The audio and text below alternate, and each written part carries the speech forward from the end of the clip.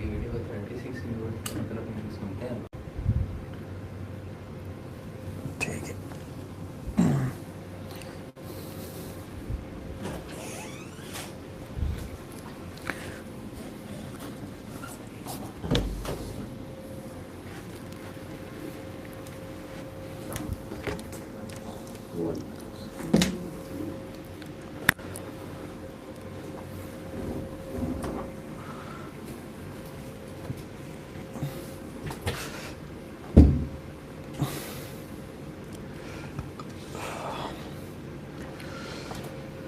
اچھا جی، یہ کلاس پھر ہم نے نا یہ جو فقہ کی ہے پھر ہم نے اس کو پبلک ہی کر دیا.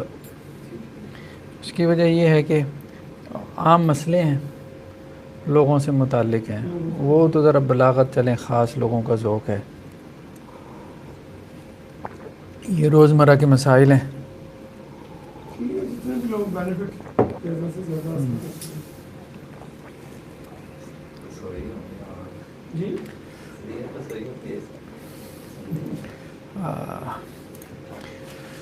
اچھا جی، شروع کریں جی پھر.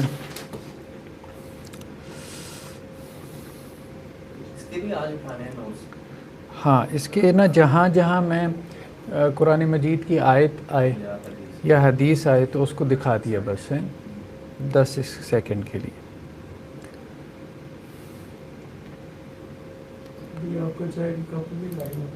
لائیو آ رہا ہے، کوئی بات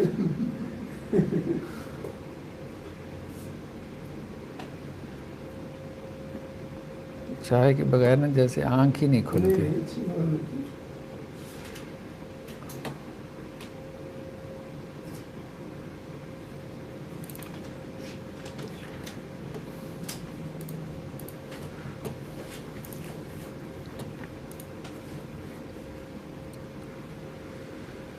اچھا جی، لاسٹ ٹائم ہم نے ڈسکس کیا تھا کس کے مسائل تھے؟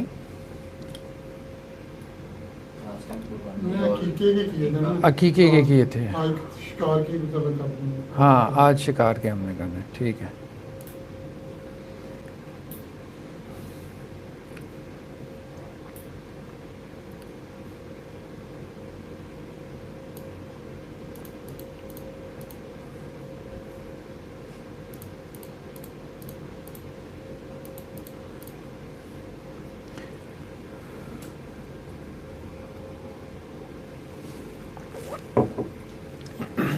جی، بسم اللہ الرحمن الرحیم. لاسٹ ٹائم سے ہم ڈسکس کر رہے تھے عقیقے کے مسائل. تو آج ہم نے اور کچھ ہم نے قربانی کے مسائل کو بھی ڈسکس کیا تھا لاسٹ لیکچر میں. آج ہم نے شکار کے مسائل کو، کتاب الصید، چونکہ عربوں میں صحرا تھا، شکار وغیرہ کافی تھا، تو اس کے مسائل جو ہے وہ لوگ پوچھتے تھے، تو رسول اللہ صلی اللہ علیہ وسلم نے اس کی طرف رہنمائی فرمائی. تو شکار کرنا کیا ہے؟ حلال ہے. وَإِذَا حَلَلْتُمْ فَاصْطَادُوا، مباح ہے یعنی الاؤڈ ہے. اللہ تعالیٰ نے حجاج کو، حاجیوں کو مخاطب کرتے ہوئے قرآن میں کہا کہ جب تم احرام کھول دو تو پس شکار کرو، یعنی تم شکار کر سکتے ہو. تو شکار کرنا جائز ہے. ٹھیک ہے. اب جیسے دیکھیں نا، مطلب یہ بات اس لیے کر دی کہ بہت سے مذاہب ایسے ہیں کہ جی وہ اپنے لیے انسان جو ہے وہ جانوروں کو مارے، قتل کرے ہیں، کتنا خود غرض ہے. یہ جو ویجیٹیرین ہے، ہاں بس. البتہ یہ ہے کہ حالت احرام میں یا حدود حرم میں جو ہے وہ شکار سے منع کیا. حدود حرم تو اب سب کے علم میں ہیں وہ کون سی حدود ہیں، اور حالت احرام جب ہم عمرے میں یا حج میں حالت احرام میں ہوتے ہیں. تو اس کا مائک کام کر رہے ہیں نا وہ، ٹھیک ہے، بس اس کو دیکھتے ہیں. ہاں وہ آ رہی ہے، لیکن وہاں کیمرے کی بات کر رہا ہوں. تو قرآن مجید میں احل لکم صید البحر، تمہارے لیے جو ہے وہ سمندر کا جو شکار ہے وہ حلال کیا گیا. وطعامہ، اور اس کا کھانا بھی، وہ بھی حلال ہے. دو چیزوں کا ذکر ہے. ایک صید اور ایک طعام، دونوں میں فرق ہے، اس کو ہم آگے چل کے ڈسکس کرتے ہیں۔ سمندر کے حوالے سے 2 باتوں کا ذکر کیا، سمندر کا شکار اور سمندر کا طعام۔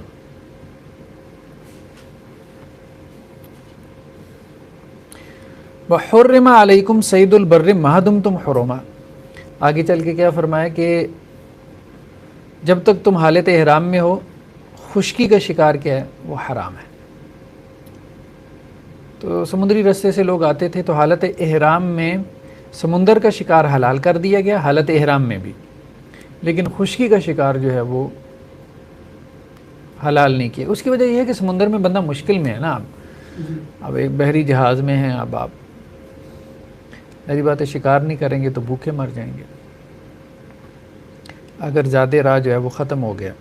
خشکی پہ انسان کے پاس اپرچونیٹیز بہت زیادہ ہوتی ہیں، ٹھیک ہے، ہر جو ہے وہ کچھ کلومیٹرز کے فاصلے پہ کوئی گاؤں دیہات، کوئی خیمہ، کوئی بستی، کوئی نہ کوئی بندہ مل جاتا ہے۔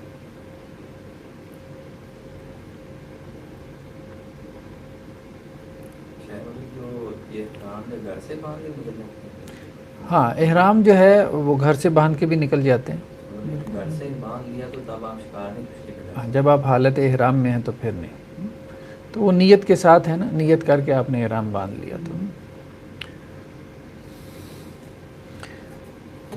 اور چاہیں تو حدود حرم میں داخل ہونے سے پہلے باندھ لیں، لیکن ہمارے یہاں اب چونکہ لوگ ہاں میقات سے مطلب بائی ایئر سفر کرتے ہیں تو وہ مشکل ہو جاتا ہے اس کا تعین، اگرچہ بتاتے ہیں وہاں پہ جو ایئر ہوسٹس ہوتی ہیں لیکن اعلان کرتے ہیں۔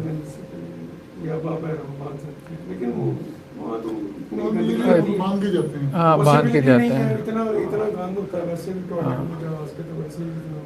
مشکل ہو جاتا ہے ایسے ہی۔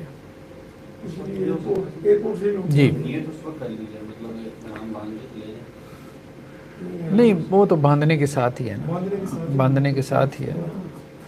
ایک ویسی رسمی نیت تو اس وقت لوگ کرتے ہیں، رسمی نیت تو کرتے ہیں جب میقات کے اوپر سے جہاز گزر رہا ہوتا ہے۔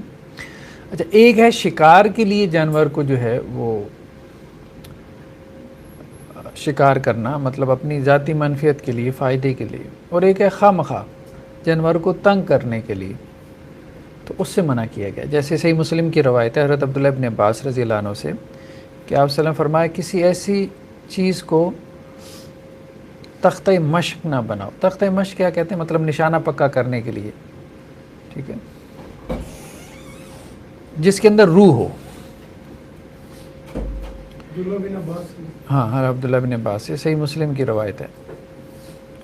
تو کہنے کا مقصد یہ ہے کہ جانوروں پہ نشانے پکے کرنا، یا جیسے بچے کرتے ہیں خواہ مخواہ جانور کو وہ غلیل لے کے، یا وہ ہمارے بچپن میں ہوتی تھی، پتہ نہیں آج کل ہے کہ نہیں، چھرے والی بندوق ہوتی تھی، وہ چڑیوں پہ جو ہے وہ نشانے پکے کرتے تھے، کھانا وانا نہیں ہے انہوں نے، ایسی خواہ مخواہ۔ جی ہاں، آج کل وہ عید پہ نا وہ پلاسٹک والی بندوقیں ملتی ہیں۔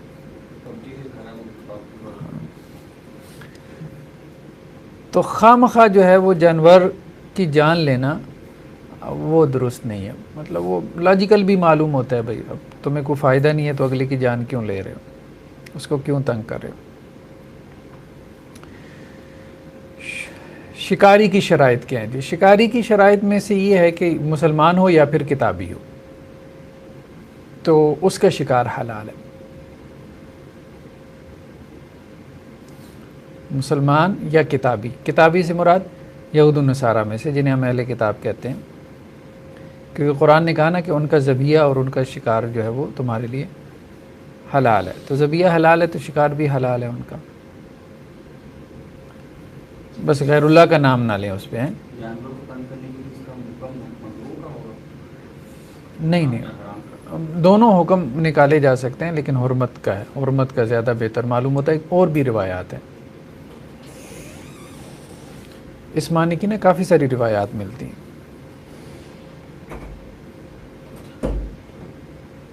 جیسے انہوں نے یہاں پہ ذکر کی کہ سنن نسائی کی ایک روایت ہے کہ جس نے کسی چڑیا کو قتل کیا بیکار میں، ٹھیک ہے، تو قیامت والے دن اللہ کے ہاں وہ فریاد کرے گی۔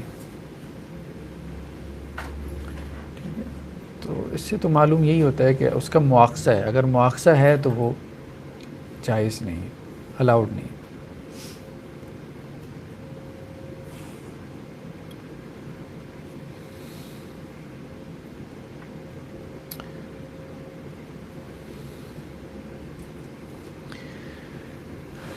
جی، جانور کا شکار یا تو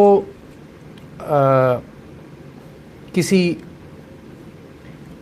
اسلحے کے ذریعے ہوگا، پرانے زمانے میں نیزہ تھا یا تیر تھا، آج کل بندوق آ گئی ہے، ٹھیک ہے، یا پھر کسی شکاری جانور کے ذریعے ہوگا، دو طرح سے ہی ہے، تو دونوں طرح سے الاؤڈ ہے، اسلحے کے ذریعے ہو یا پھر شکاری جانور کے ذریعے ہو۔ شکاری جانور جیسے لوگ عربوں میں تو بہت ہے، جیسے وہ شاہین وغیرہ پالتے ہیں پرندے پکڑنے کے لیے، یا کتا پالا جاتا ہے اس مقصد سے۔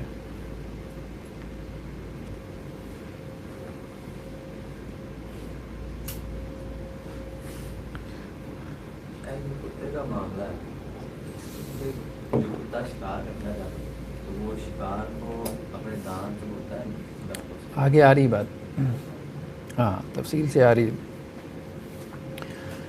تو جو تو شکار ہم نیزوں سے یا تیروں سے کرتے ہیں تو اس کے بارے میں قرآن مجید میں کیا آیت ہے؟ یا ایھا الذین آمنوا لیبلونکم اللہ بشیء من الصید تنالہ ایدیکم ورماحکم، لیبلونکم اللہ، یہ اللہ تعالیٰ نے بات کی ہے حجاج کی، حاجیوں کی، کہ جب وہ احرام باندھ کے مکہ کی طرف جو ہے وہ گامزن سفر ہو، کہ اللہ تعالیٰ تمہاری آزمائش کرتا ہے، یعنی حالت احرام میں ہے نا، حالت احرام میں اللہ نے منع کیا شکار کرنے سے، تو اب آزمائش کیسے ہوتی ہے کہ تنالہ ایدیکم ورماحکم، تمہیں شکار کچھ نظر آتا ہے جس کو تمہارے نیزے اور تمہارے تیر جو ہے وہ پہنچ سکتے ہیں، یعنی قریب میں ہرن پھر رہا ہے، یہ نیزہ آگے بڑھایا تو آپ شکار کر سکتے ہو، لیکن آزمائش ہے کہ آپ حالت احرام میں ہو، آپ نے شکار نہیں کرنا۔ تو حالت احرام میں ممانعت ہے، ویسے مطلب جائز ہے تیر نیزے سے شکار کرنا، اسی طرح بندوق سے، اور بعض اوقات شکار جو ہے وہ کسی سدھائی ہوئی ٹرینڈ جانور کے ذریعے سے ہوتا ہے، تو اس بارے میں سورہ مائدہ میں ہے کہ یسألونک ماذا احل لہم، اے نبی صلی اللہ علیہ وسلم آپ سے پوچھتے ہیں کہ کیا حلال ہے، تو آپ انہیں کہہ دیں قل احل لکم الطیبات، پاکیزہ چیزیں حلال ہیں، وما علمتم من الجوارح مقلبین تعلمونہن مما علمکم اللہ، اور جو تم تعلیم دیتے ہو اپنے سدھائے ہوئے ٹرین شکاری جانوروں کو، تو تم انہیں تعلیم دیتے ہو کیونکہ اللہ نے تمہیں یہ سکھایا ہے نا، اللہ نے تمہیں یہ ذہانت دی ہے کہ تم دوسروں کو ٹرین کر سکو۔ جانور انسان کو نہیں ٹرین کر سکتا، انسان جانور کو ٹرین کر سکتا ہے،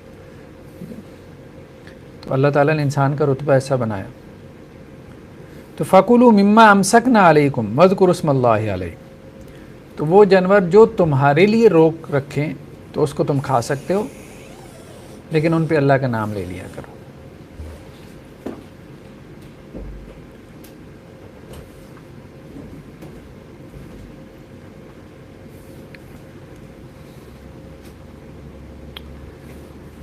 حضرت ابو ثعلبہ سے روایت ہے، وہ یہ کہتے ہیں کہ میں نے کہا اللہ کے رسول صلی اللہ علیہ وسلم،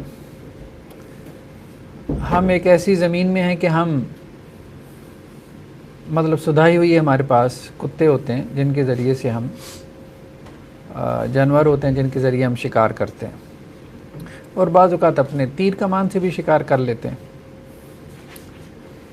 تو آپ مجھے بتائیں اس بارے میں، کچھ مجھے گائیڈ کریں، کوئی اصولی تعلیم دے دیں۔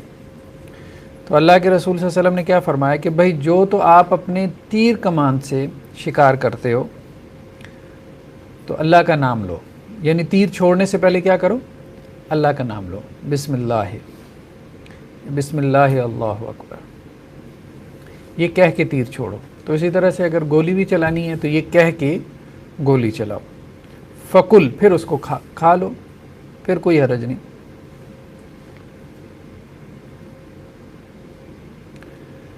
اور جس پہ تم نے کتا چھوڑا ہے، اب کتا چھوڑتے ہوئی بھی کیا کرنا ہے؟ اللہ کا نام لینا ہے، ٹھیک ہے؟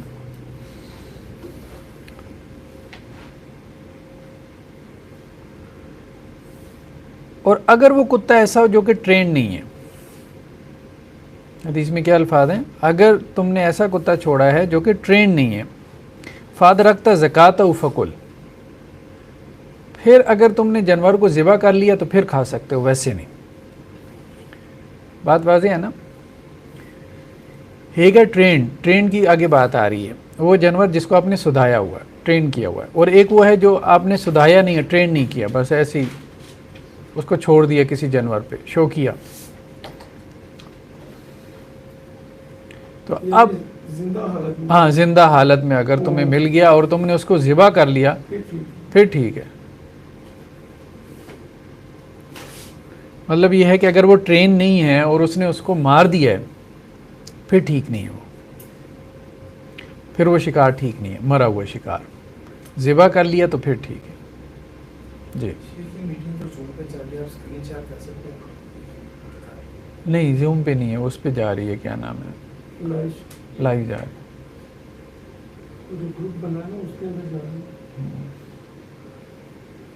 اس کا حل تو یہی ہے کہ وہ کتابیں تو شیئر ہوئی ہیں واٹس ایپ گروپ میں، واٹس ایپ گروپ میں کتاب شیئر،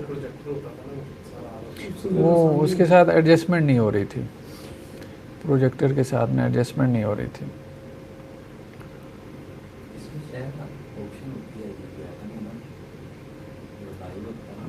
اصل میں وہ کافی ہم نے ابھی تجربے کیے ہیں، جتنا ہم سسٹم کو زیادہ چیزیں انوالو کرتے ہیں نا وہ کمپلیکیٹڈ ہو جاتا ہے، جب وہ کمپلیکیٹڈ ہوتا ہے نا تو اس میں کہیں نہ کہیں وہ رکاوٹ آ جاتی ہے،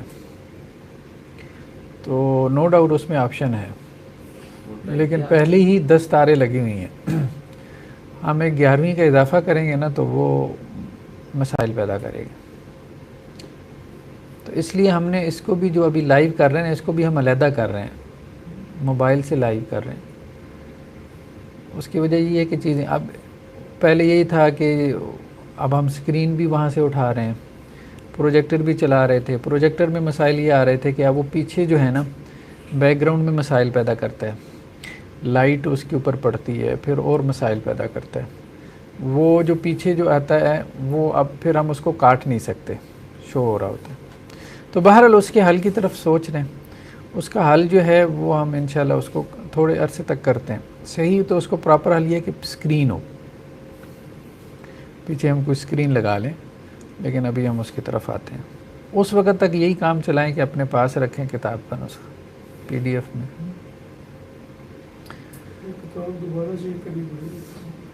واٹس ایپ گروپ میں نے پچھلے دنوں شیئر کی ہے، فقہ و سنہ کی، ہاں عربک والی، والیوم 3 ہے اس کا، والیوم 3 ہے، اور پیج نمبر کیا ہے، پیج نمبر 186 ہے، ہاں عربی والی میں نے شیئر کی۔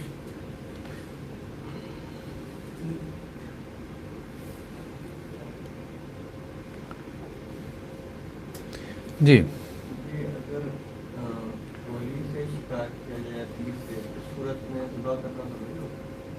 آگے آ رہی ہے بات۔ ابھی تو ہم نے کہا کہ جو جانور ٹرین نہیں ہے وہ اگر شکاری نے چھوڑا ہے تو پھر اس کے لیے ذبح کرنا ضروری ہے، ٹھیک۔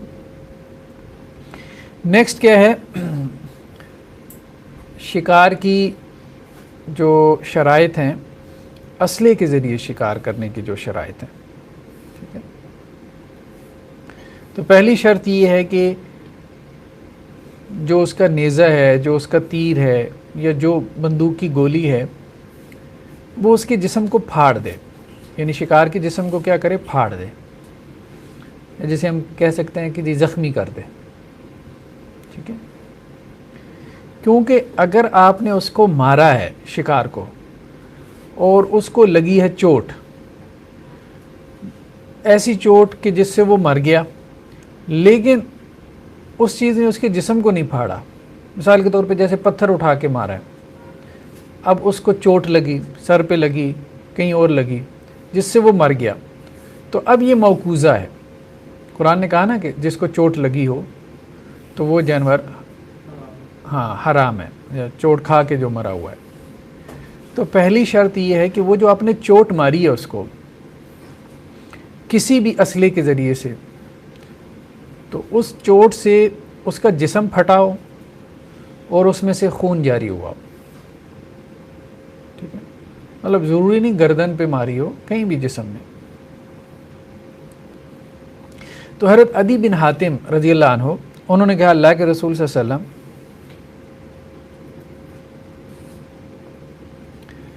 کہ ہم لوگ مطلب شکار کرتے ہیں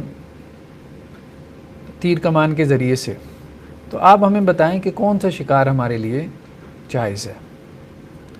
تو اللہ کے وسلم نے کہا کہ بھائی ایک تو یہ ہے کہ جس کو تم حلال کر لو، وہ تو ٹھیک ہے جائز ہے. وہ تو جس طرح سے بھی آپ نے مارا نا، مثال کے طور پہ آپ نے چوٹ بھی ماری اور وہ گر گیا اور آپ نے جا کے پکڑ کے اس کو ذبح کر لیا تو وہ حلال ہے. اور دوسرا کیا ہے، وما ذکرتم اسم اللہ علیہ، جس پہ تم نے اللہ کا نام لیا ہو اور تم نے اس کو پھاڑ دیا ہو، فحزقتم، تم نے اس کو پھاڑ دیا ہو، یعنی اپنے تیر کے ذریعے سے یا آج کل ہم کہیں کہ بندوق کی گولی سے، فکولو، تو اس کو تم کھا سکتے ہو.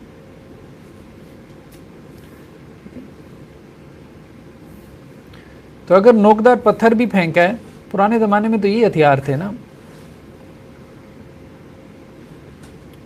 تو اس سے اگر اس کا جسم جو ہے وہ پھٹ گیا شکار کا اور اس کے خون جاری ہو گیا تو بسم اللہ پڑھ کے بس پتھر پھینکے، بسم اللہ پڑھ کے گولی مارے، بسم اللہ پڑھ کے جو ہے وہ تیر پھینکے اور اس کے خون جاری ہو جائے اور وہ جانور گر جائے تو اگر اس کو زندہ حالت میں پائے تو ذبح کر لے، زندہ حالت میں نہ پائے تو پھر بھی وہ کیا ہے، حلال ہے، کیونکہ اس نے بسم اللہ پڑھ کے اس کو مارا ہے اور اس کے خون جاری ہو گیا. لیکن اگر اس کا جسم نہیں پھٹا اور اس کا خون جاری نہیں ہوا، بس اس کو چوٹ لگی ہے، جیسے دور سے کوئی عصا ڈنڈا سوٹا وغیرہ دے مارا، ٹھیک ہے، جس سے وہ مر گیا، نہیں، پھر نہیں، پھر وہ الاؤڈ نہیں.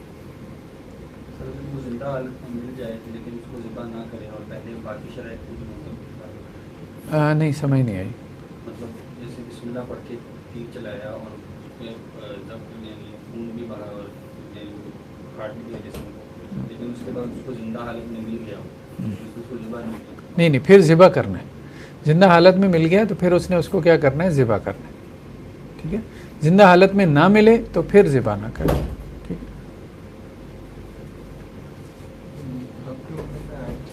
جی،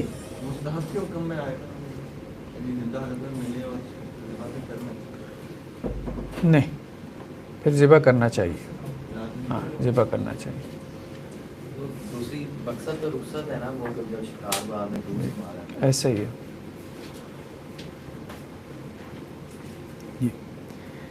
اسی طرح ایک اور روایت میں ہے کہ اللہ کے رسول صلی اللہ علیہ وسلم نے کہا کہ بھئی دیکھو ایسے شکار نہ کرو کہ کسی جانور کو لنگڑا کر دو، ٹھیک ہے، وہ بھاگنے جوگا نہ رہے. مطلب کنکریاں مت مارو، شکار کے نام پہ کنکریاں مت مارو، پتھر مت پھینکو کہ جانور کی ٹانگ توڑ دو اور تمہیں بھی کوئی فائدہ نہ ہو، یا اس کا کوئی دانت توڑ دو یا اس کی کوئی آنکھ پھوڑ دو. ٹھیک ہے، تو جانور کو اذیت دینے سے منع کیا گیا. باقی یہ ہے کہ اپنی منفعت کے لیے، فائدے کے لیے شکار کرنا تو جائز ہے. شکار کے علاوہ ایک سوال ہے، جیسے یہ کتے جو گلیوں سڑکوں میں گھومتے ہیں تو یہ کسی کو کبھی کسی کو کاٹ سکتے ہیں، تو آپ پتھر اٹھا کے اس کو مارتے ہیں، تو وہ کیسے؟ ہاں، کوئی حرج نہیں، کوئی حرج نہیں. دیکھیں جو چیز اذیت دینے والی ہے اس کو آپ مار سکتے ہیں. شریعت کے دلائل ہیں کہ جو موذی جانور ہے اس کو آپ قتل کر سکتے ہیں. بلکہ ایک مرتبہ آپ صلی اللہ علیہ وسلم نے مدینہ کے کتوں کے قتل کا حکم دیا، کتوں کو قتل کرو.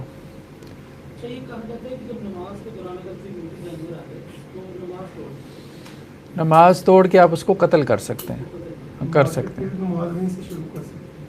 ہاں، ہاں جی کوئی یہ تو نہیں کہ فرض ہو نفل ہو کوئی بھی ہو.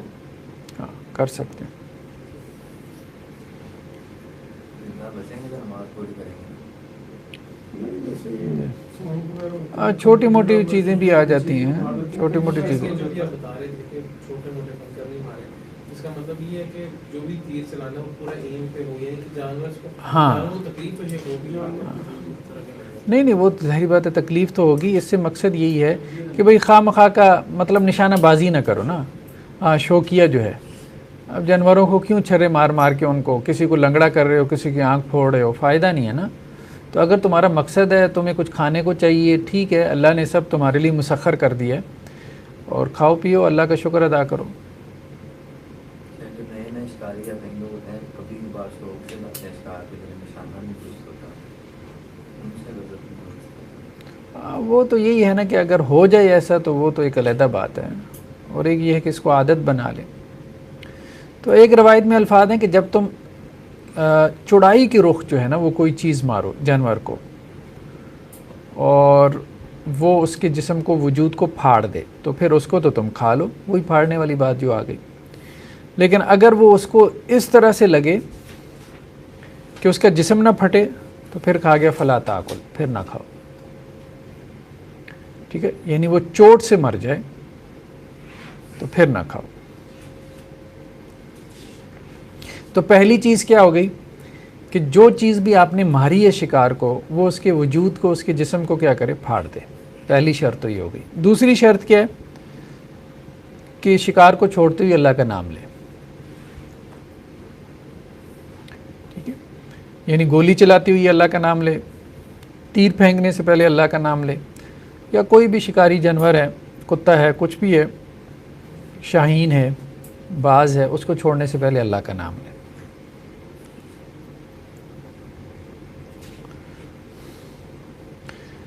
تو امام ابو حنیفہ رحمۃ اللہ علیہ کا کہنا یہ ہے کہ اگر بھول گیا اللہ کا نام لینا تو پھر کوئی حرج نہیں ہے, لیکن عمدن ایسا کیا تو پھر حلال نہیں ہوگا. یعنی انٹینشلی اگر اللہ کا نام نہیں لیا جانتے بوجھتے تو پھر جانور حلال نہیں ہے, لیکن اگر بھول گیا تو پھر کوئی حرج نہیں.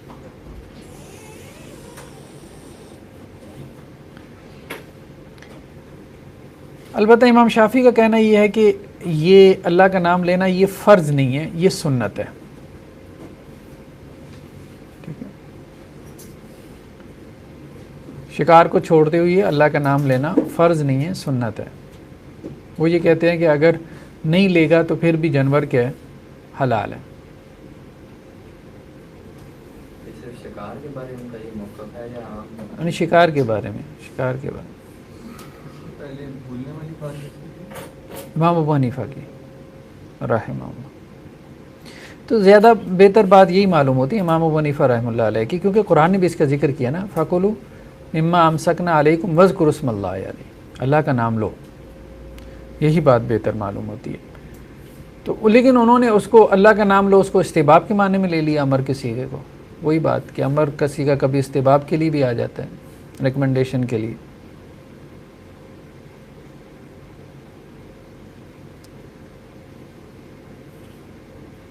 پرندوں کو پرندے کو جس طرح کیا جائے, جی پرندے کو کیا جائے وہ زندہ مل جائے, اس کو ذبح پرندوں کو بھی ذبح کیا جائے. ہاں, زندہ مل جائے تو ذبح کیا جائے گا. آگے آ رہی ہے بات, آ رہی ہے. تو دو شرائط ہو گئیں. ٹھیک ہے جی, ایک یہ کہ جو چیز ماری ہے وہ اس کے وجود کو پھاڑ دے, اور دوسرا یہ کہ اس کو نام اس کو چھوڑتے ہوئے اللہ کا نام لے.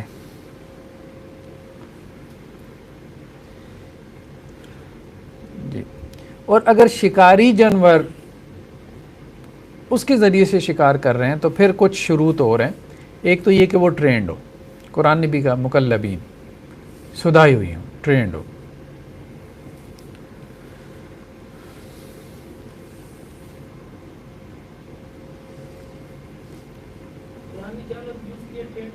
مکلبین,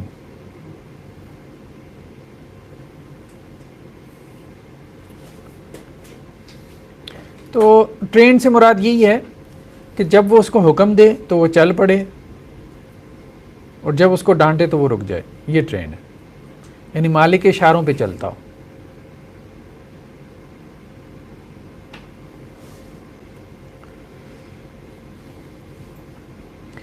دوسری شرط یہ ہے کہ جو اس نے شکاری جانور یا پرندہ چھوڑا ہے، باز ہے کوئی یا کتا وغیرہ ہے، تو وہ اس میں سے کھائے نہ، شکار میں سے کچھ، ٹھیک ہے، اس میں منہ نہ مارے. کیونکہ حضرت عدی بن حاتم سے جو روایت ہے اس میں کیا ہے کہ اللہ کے رسول صلی اللہ علیہ وسلم نے کہا اذا ارسلت کلابک کالمعلمہ، کہ جب تم اپنے وہ کتے چھوڑو جن کو تم نے تعلیم دی ہے، وذکرت اسم اللہ علیہ فقل مما امسکنا علیک، اور اللہ کا نام لے کے چھوڑو تو جس کو وہ روک لیں اس کو تو تم کھا لو، وَإِنْ أَكَلَ الْكَلْبُ فَلَا تَأْكُلْ، لیکن اگر کتا اس میں منہ مار لے شکار میں تو پھر نہ کھاؤ، پھر مت کھاؤ.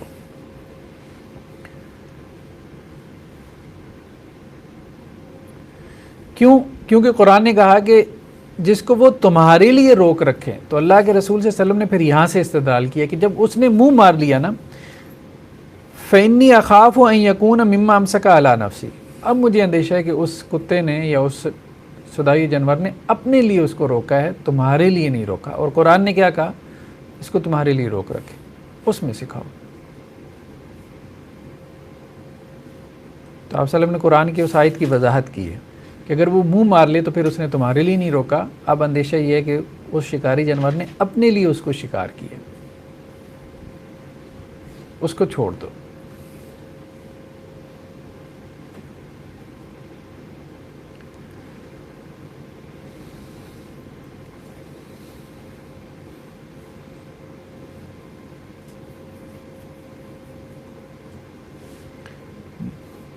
اگر کسی شکار کو دو شکاری جانور پڑ جائیں، ٹھیک ہے، دو شکاری جانور پڑ جائیں، مطلب ایک آپ کا ہے اور ایک ویسے ہی جنگل کا ہے، ہو سکتا ہے نا، ظاہر بات ہے صحرا میں آپ نے شکار کرنے کے لیے چھوڑا، ادھر سے کوئی اور پڑ گیا، یا کسی اور نے بھی اس اپنا کوئی جانور چھوڑ دیا.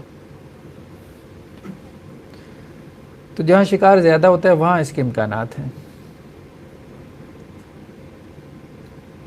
تو اس میں کیا کہا گیا کہ اگر تو تم نے اپنے کتے کو اللہ کا نام لے کے چھوڑا تھا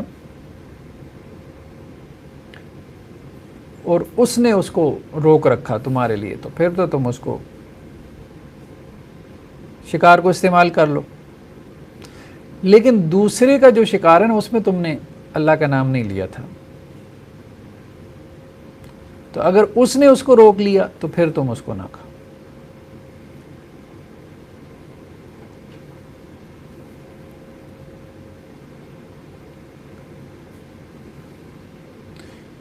یعنی دو شکاری جو ہے وہ جانور کسی شکار کو پڑ گئے، تو اگر آپ کے چھوڑے ہوئے جانور نے اس کو پکڑ لیا تو پھر وہ حلال ہے، دوسرے نے اس کو پکڑا تو پھر وہ آپ کے لیے کیا ہے؟ جائز نہیں، کیونکہ دوسرے پہ آپ نے اللہ کا نام نہیں لیا. اسی سے یہ معلوم ہوتا ہے کہ اللہ کا نام لینا ضروری ہے، یہی رائے بہتر ہے.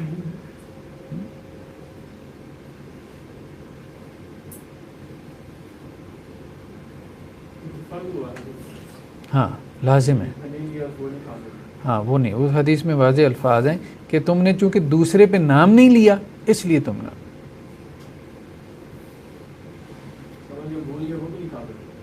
نہیں، بھول چوک تو دیکھیں وہ تو اللہ کے ہاں درگزر ہے، وہ تو ہمیں عمومی روایات ملتی ہیں کہ اللہ تعالیٰ نے اس امت سے بھول چوک کو معاف کیا ہوا ہے.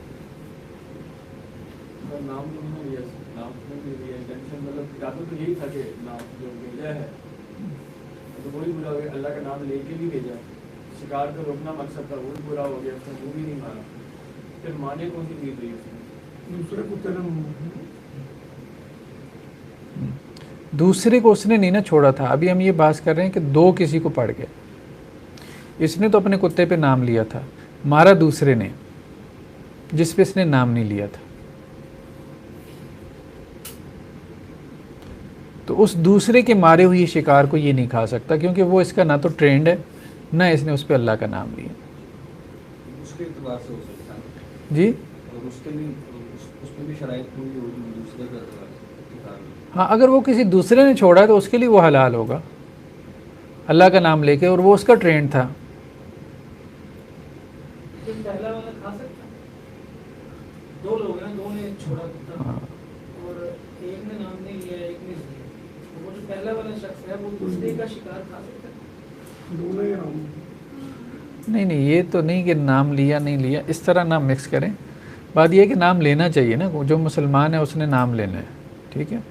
تو جس کے شکاری جانور یا پرندے نے دوسرے کے شکار کو پکڑ لیا تو بس وہ اس کا شکار ہے، اب وہ اس کو ہدیہ کر دے جو مرضی کرے، مطلب اس کی ملکیت ہے نا، اس کو وہ جو مرضی کرے.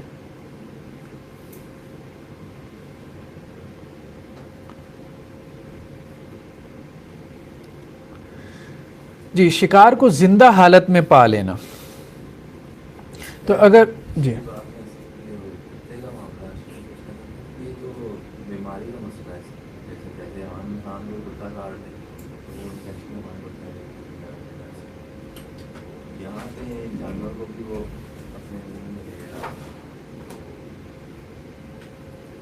آ رہی ہے بات، آگے آ رہی ہے، ابھی مکمل نہیں ہوا کتاب، اس سے سارے مسئلے آ جائیں گے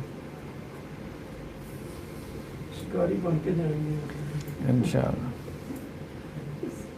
شکار کو زندہ حالت میں پا لینا.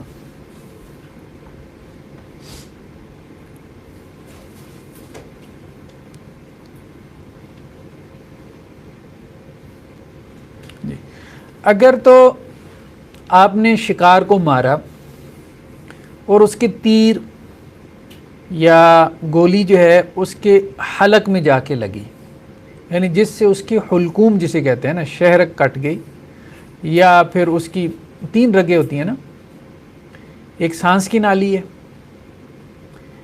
ایک خون کی نالی ہے اور ایک خوراک کی نالی ہے، ٹھیک ہے. تو 3 رگیں کٹ جائیں تو ہم اس کو کہتے ہیں ذبح.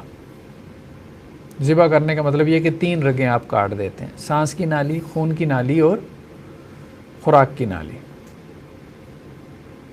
بعض فقہا نے کہا اگر 2 نالیاں بھی کٹ جائیں تو ذبح ہو جاتا ہے، جیسے سانس کی نالی اور خون کی نالی. بہرحال لیکن یہ ہے کہ اس کے اگر وہ وہاں جا کے حلق میں جا کے لگا اور اس کے خون جاری ہو گیا تو پھر تو اس کو اب ذبح کرنے کی ضرورت نہیں ہے، ٹھیک ہے. اگر آپ نے اس کو زندہ حالت میں بھی پا لیا تو ذبح کرنے کی اب ضرورت نہیں ہے، وہ ایک طرح سے ذبح ہی ہے.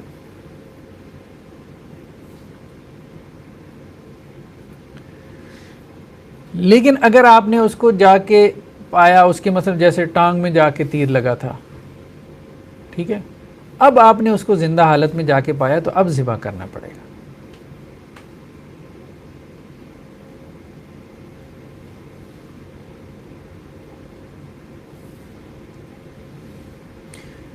تو ایک تو یہ ہے کہ شکار آپ کو زندہ حالت میں ملے، ٹھیک ہے. دوسرا یہ ہے کہ شکار آپ کو مردہ حالت میں ملے، آپ کا شکار. تو اس کے حلال ہونے کی 3 شرائط ہیں.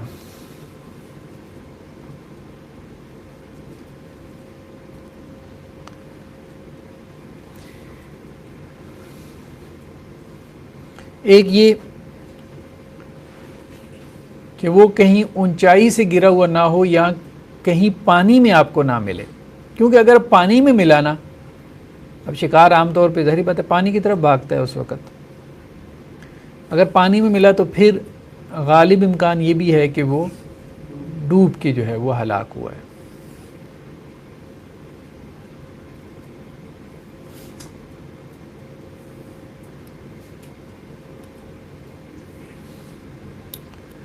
تو حضرت عدی بن حاتم سے روایت ہے کہ میں نے اللہ کے رسول سے سوال کیا تو آپ صلی اللہ علیہ وسلم نے یہی کہا کہ جب تم اذا رمیت بسہمک فاذکر اللہ، جب تم اپنا تیر پھینکو تو اللہ کا نام لو.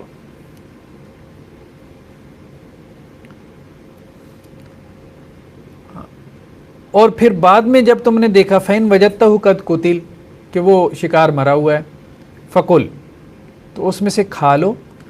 یعنی اگر وہ اللہ کا نام لے کے تیر پھینکے نا اور پھر تمہیں مرا ہوا ملا تو تم اس کو کیا کر سکتے ہو، کھا سکتے ہو. ہاں الا ان تجدہ قد وقع فیما، اگر ایسا ہوا کہ وہ تمہیں پانی میں مرا ہوا ملا تو پھر نہ کھاؤ، پھر اجتناب کرو۔ تو اس سے مراد یہی ہے کہ اگر کوئی ایسا کرینہ ہو کہ تمہیں یہ معلوم ہو کہ اب یہ میرے تیر سے نہیں مرا ہے، میری گولی سے نہیں مرا ہے، یہ میری گولی سے تو زخمی ہو گیا تھا، مرا کسی اور وجہ سے ہے، پانی میں گر کے مر گیا، پہاڑ کی چوٹی سے گر کے مر گیا، یا کسی اور جانور نے اس کو مار دیا، زخمی ہو گیا تھا، تو اب اس کو نہ کھاؤ، کیونکہ اب شبہ پڑ گیا نا۔ جیسے لوگ مرغابی وغیرہ کا شکار کرتے ہیں تو عموماً تو وہ پانی میں جاتی ہے نا، اگر تو وہ زندہ حالت میں مل جائے تو ٹھیک ہے، ورنہ تو ڈوب کے مری ہے تو پھر نہیں۔ ہاں، دوسری شرط کہ اس کے علم میں یہ بات ہو کہ شکار اس کے تیر سے یا اس کی گولی سے مرا ہے، کسی اور کا اس میں اثر نہیں ہے۔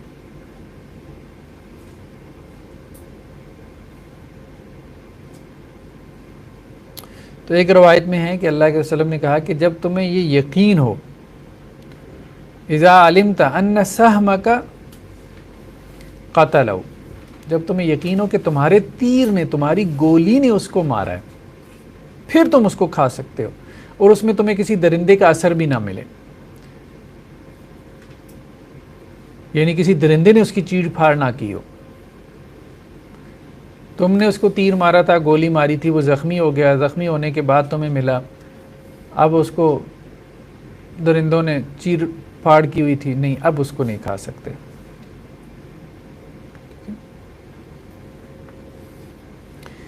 تیسرا یہ ہے کہ وہ بدبودار نہ ہو چکا ہو، شکار جو ہے وہ آپ کا بدبودار نہ ہو چکا ہو۔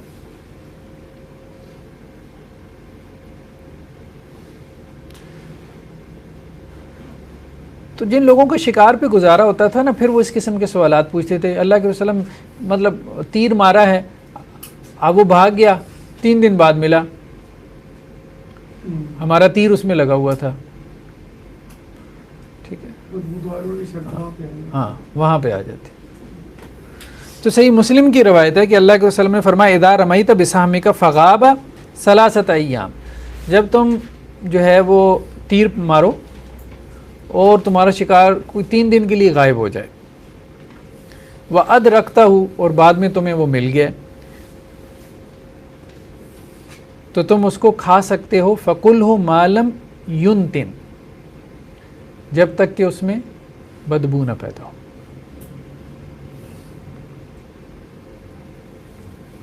بدبو چھوڑ گیا تو پھر نہیں، ظاہری بات ہے، وجود ہے وہ تو، بدبو تو اس نے چھوڑنی ہے، مر گیا تو۔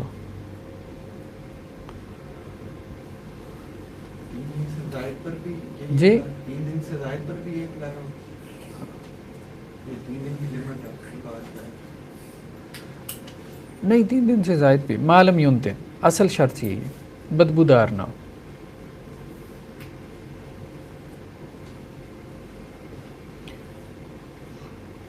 تو یہ جو بات ہے کہ جب ہم شکار کو چھوڑتے ہیں، اب جیسے کتے کی بات آئی کہ وہ اس جانور کو پکڑ کے لے کے آتا ہے، تو یہ تو خود قرآن میں آ گیا، یہ بات تو خود قرآن میں آ گئی نا، کہ وہ بھلے اس کو پکڑ کے لے کے آئے لیکن وہ جانور تمہارے لیے کیا ہے، حلال ہے، جائز ہے۔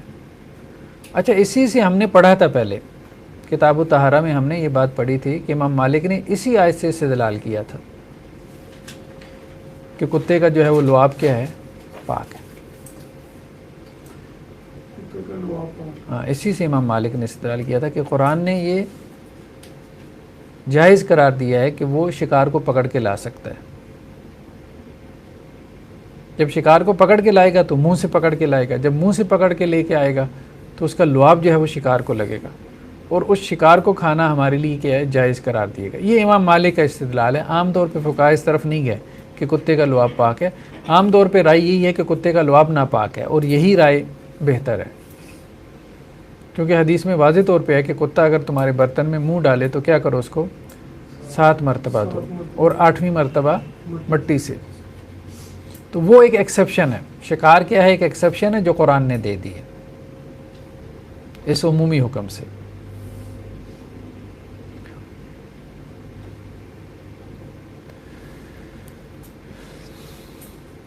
جی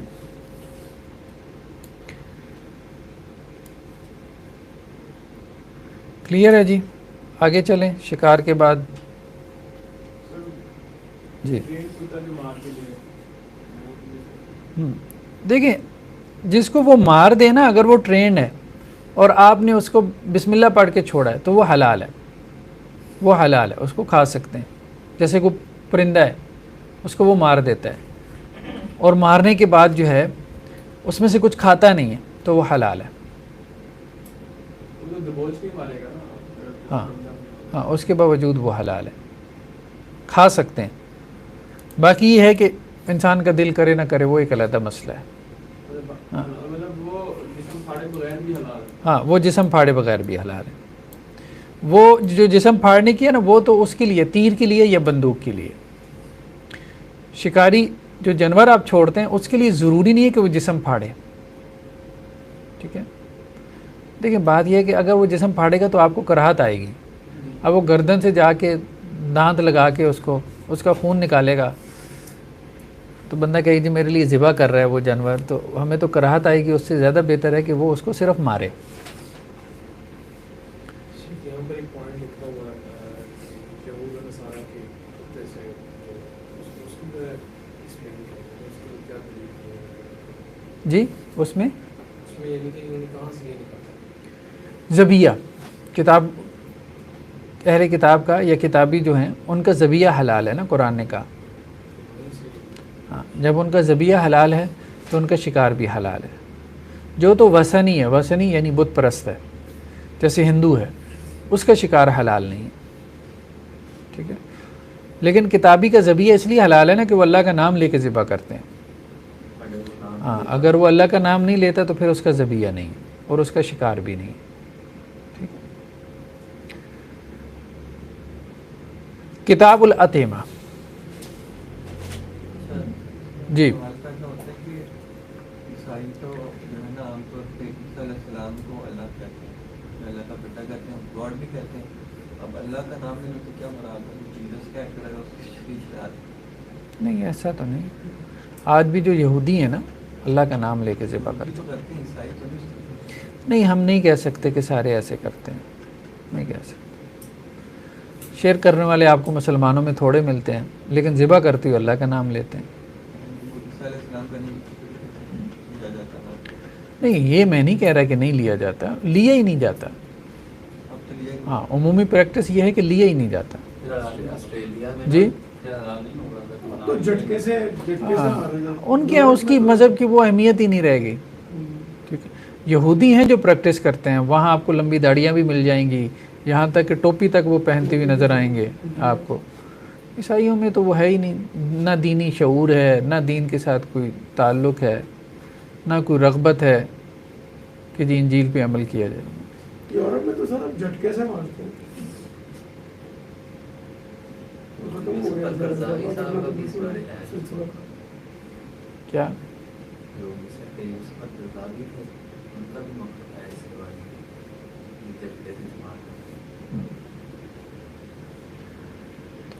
جھٹکا تو جائز نہیں ہے، جھٹکا تو جائز نہیں. ذبح ہو تو اہل کتاب نے اگر ذبح کیے ہے تو ان کا ذبیحہ حلال ہے. شرطے کے نام لیا ہوتا ہے. جی جھٹکا تو یہاں بھی جی جھٹکا تو یہاں بھی دیا جا رہا ہوتا ہے کہ من کا توڑ، جھٹکے کا مطلب من کا توڑنے کی نا. جتنے بھی عیسائی ہیں سب لوگ من کا توڑ نہیں ذبح کر کے توڑتے ہیں نا. ذبح کر کے توڑتے ہیں تو اس میں آپ یہ کہہ سکتے ہیں کراہت ہے، حرام تو نہیں ہو جائے. ہاں نہیں کرنا نہیں چاہیے. پورا اس کا خون نکلنا چاہیے کہ وہ فاسد خون ہے، جتنا نکل سکتا ہے تو اس کو نکلنا چاہیے. وہ تو ذرا جلدی کرنے کے لیے وہ تو کنسیپٹ ان کا یہ بنا ہے کہ جب تک من کا ذبح کمپلیٹ نہیں ہوئی وہ غلط کرتے ہیں. وہ کمائی کی جلدی ہوتی ہے نا، ایک جگہ کر کے دوسری جگہ. جلدی ایک علیحدہ چیز ہے، کنسیپٹ یہ ہے کہ ذبح کمپلیٹ ہی تب ہوگی جب تک آپ من کا ایسے پہلے دینا چاہیے. اکثر لوگوں کا یہ بھی ہوتا ہے کہ جیسے میرے ہمارے گھر والے بھی جلدی فیل کرتے ہیں، آپ آگے ان کو سمجھایا تو اس لیے ایک منقاد جلدی اس کا نا توڑ کٹ کر دیتے تھے، اسپائنل کارڈ کے کہتے تھے کہ اس کو تکلیف نہ زیادہ ہو.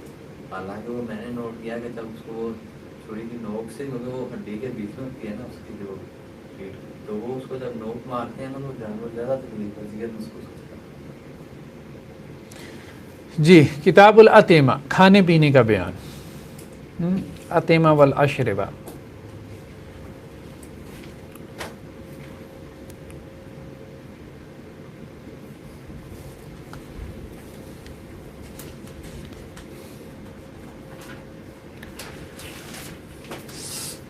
تو اللہ کے رسول صلی اللہ علیہ وسلم کو کہا گیا کہ یسألونک ماذا احل لہم، آپ سے سوال کرتے ہیں کہ کیا حلال ہے.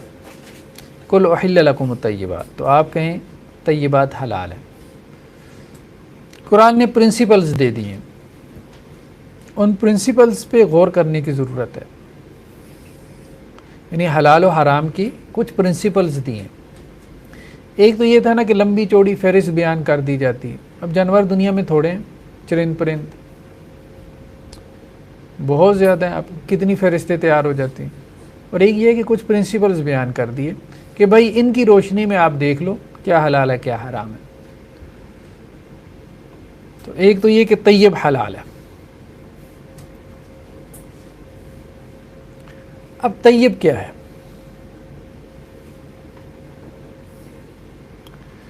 اس کے بارے میں اختلاف ہو گیا. ایک رائے تو امام شافعی کی ہے، جس کی طرف جو ہے وہ شوافے کے علاوہ کچھ حنابلہ بھی چلے گئے، لیکن وہ رائے دل کو نہیں لگتی. انہوں نے کہا جی طیب وہ ہے جس کو اہل عرب طیب کہیں، خبیث وہ ہے جس کو اہل عرب خبیث کہیں. یعنی ایک قوم جو ہے نا ہمیں اس کا مزاج دیکھنا ہے. چونکہ اس قوم کی طرف قرآن نازل ہوا، ان کو کہا گیا کہ طیب حلال ہے. تو طیب کیا ہے؟ جو وہ کھا پی رہے ہیں، جو انہیں اچھا لگتا ہے، جو ان کی طبیعت کو بھاتا ہے، اور جو ان کی طبیعت جس سے ابا کرتی ہے وہ خبیث ہے، وہ حرام ہے. امام شافعی کی رائے ہے، لیکن یہ بات درست نہیں ہے. اسی کو غامدی صاحب نے بہت عموم دے دیا. انہوں نے کہا کہ جن تمام انسانوں کی جو فطرت ہے نا، وہ اگر کسی چیز سے ابا کرتی ہے تو وہ خبیث ہے، اور اگر انسانوں کی فطرت کسی چیز کی طرف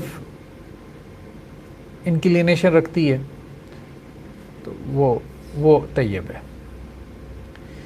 شریعت نے اس طرح سے فطرت کے اوپر نہیں چھوڑا، یا کسی قوم کے مزاج پہ حلال حرام کو نہیں چھوڑا کہ وہ اپنے مزاجوں سے، طبیعتوں سے اس کا تعین کریں. اللہ کے وسلم اپنی طبیعت سے حلال حرام کا تعین نہیں کرتے تھے. جیسے گو کا گوشت آپ وسلم کے سامنے پیش کیا گیا، تو حجاز کے علاقے سے کسی نے بھیجا تھا، گو کا گوشت جو ہے، تو ازواج نے جو ہے وہ کہا کہ اللہ کے رسول کو ہم بتاتی نہیں ہیں یہی بات سامنے، اللہ کے رسول کو ہم بتاتی نہیں ہیں کہ یہ کس چیز کا گوشت ہے. آپ وسلم کھائیں گے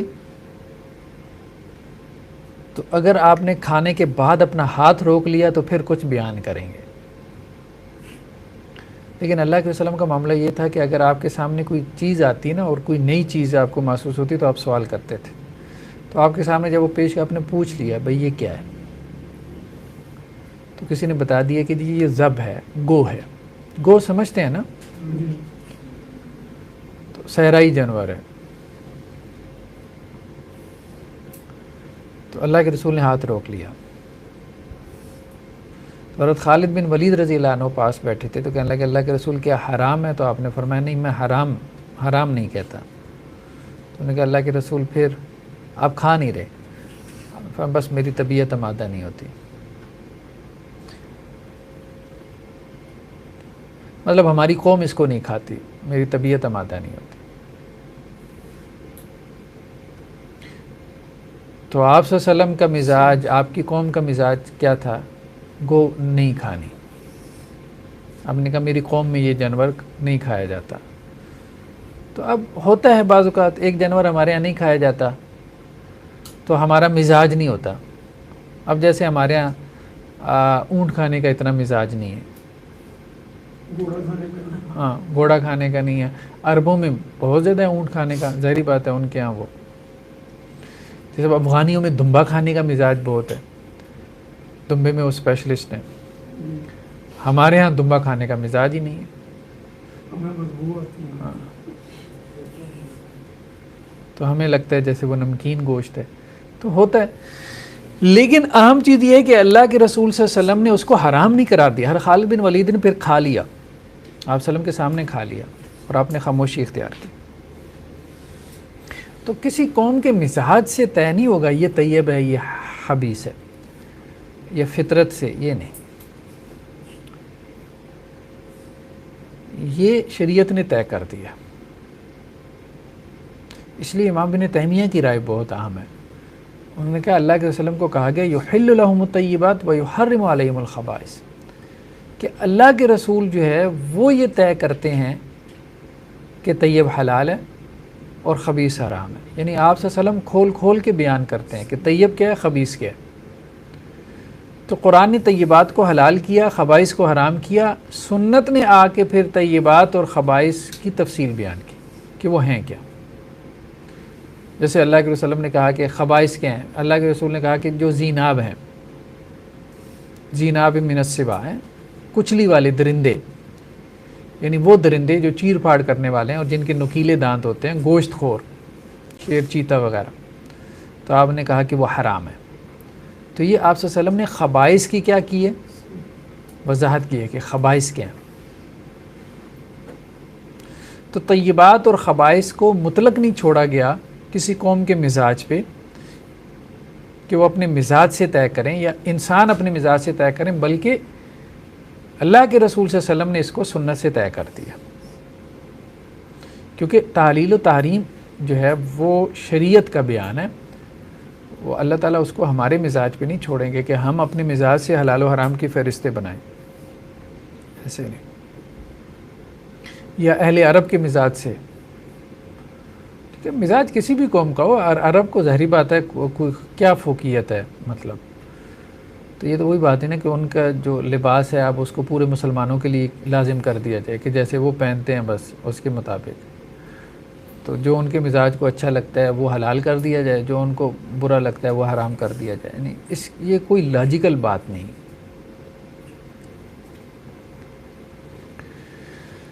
تو ایک چیز تو یہ ہے کہ طیبات حلال ہیں اور خبائث حرام ہیں, ٹھیک ہے. اور طیبات کیا ہیں, اللہ کے رسول صلی اللہ علیہ وسلم کی سنت نے ان کو طے کر دیا. خبائث کیا ہیں, آپ صلی اللہ علیہ وسلم کی سنت نے بتا دیا.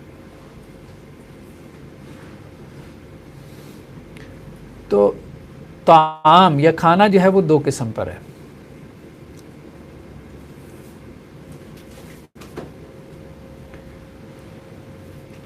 ایک وہ جو کہ غیر جاندار ہے اور ایک وہ جو کہ جاندار ہے. ایک وہ جو غیر جاندار ہے مطلب جاندار نہیں ہے. ایک طعام وہ ہے نا جو حیوان کی صورت میں ہے, ٹھیک ہے, اور ایک وہ ہے جو غیر جاندار. ہم اس کو کہہ رہے ہیں نا کھانا پینا, یہ اب دالیں سبزیاں یہ سب کیا ہیں.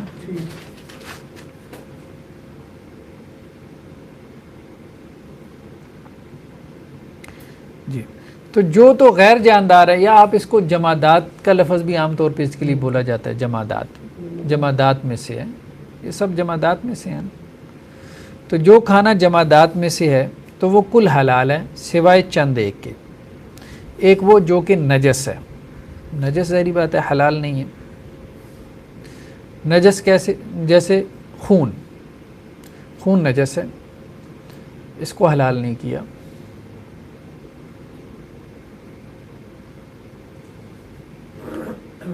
تو جمادات حلال ہیں, اس میں سے کچھ ایکسیپشنز ہیں, ہم یہ بات کہہ رہے ہیں, ٹھیک ہے. ایک یہ کہ نجس اس میں سے حلال نہیں ہے. دوسرا متنجس کیا ہے, جو خود تو نجس نہیں ہے لیکن نجاست کی وجہ سے نجس ہو گیا. جیسے حدیث میں آتا ہے, صحیح بخاری کی روایت ہے حضرت میمونہ رضی اللہ عنہا سے, کہ آپ صلی اللہ علیہ وسلم سے سوال کیا گیا گھی میں اگر چوہا گر جائے تو اللہ کے رسول نے کیا کہا کہ اس چوہے کو کیا کرو، اٹھا کے باہر پھینک دو، اور اس کے ارد گرد کا بھی جو گھی ہے وہ بھی اٹھا کے پھینک دو اور باقی استعمال کر لو. یعنی اگر وہ جمع ہوا گھی ہے نا، آئل نہیں ہے، تیل نہیں ہے، لیکوڈ فارم میں نہیں ہے، تو کیا مراد ہے اس سے؟ مطلب یہ ہے کہ اگر نجس جو ہے کسی طیب میں گر جائے گا تو وہ طیب کو بھی کیا کر دے گا؟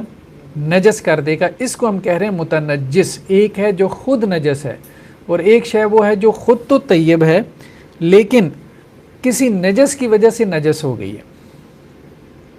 تو کتاب الطہارہ میں ہم نے تفصیل سے مسائل پڑھے ہیں یہ کہ نجاست کیا ہے، اور جب نجاست کسی چیز میں گر جاتی ہے تو اس کو کیسے پاک کیا جا سکتا ہے. تو نجس حرام ہے، متنجس حرام ہے. اور تیسرا کیا؟ ضرر رساں، جو انسانی جسم کے لیے مضر ہو، جسے ہم مضر صحت کہتے ہیں. ہر وہ چیز حرام ہے جو انسانی جسم کے لیے مضر ہو، اس کی صحت کے لیے نقصان دہ ہو. جیسے زہر ہے، اب زہر نہیں کھا سکتا، ٹھیک ہے. سگریٹ بھی کیوں ہوتا ہے؟ ہم؟ سگریٹ بھی ہاں، بعض علماء اس کو بھی شامل کرتے ہیں. سب کیوں نہیں کرتے؟ مضر تو ہے نا، احناف تو خاص طور پہ نہیں کرتے. نہیں، وہ تو ان ویسے سے بھی وہ پوچھنا جہنمیوں چاہیے. کی خوراک ہے. جی جہنمیوں کی خوراک ہے.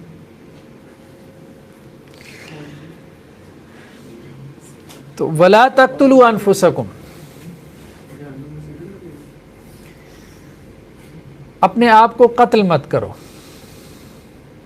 ٹھیک ہے، قرآن نے کہا اپنے آپ کو قتل مت کرو، مطلب کوئی ایسا کام نہ کرو کہ جس سے تمہاری جان ہلاک ہو جائے. یعنی اس میں ایک سوسائڈ بھی آ جاتا ہے، اور سوسائڈ کے علاوہ بھی زہر پھانک لینا، چوہے مار دوائی کھا لینا، ٹھیک ہے، جیسے ہمارے یہاں نوجوانوں کی حرکتیں ہیں.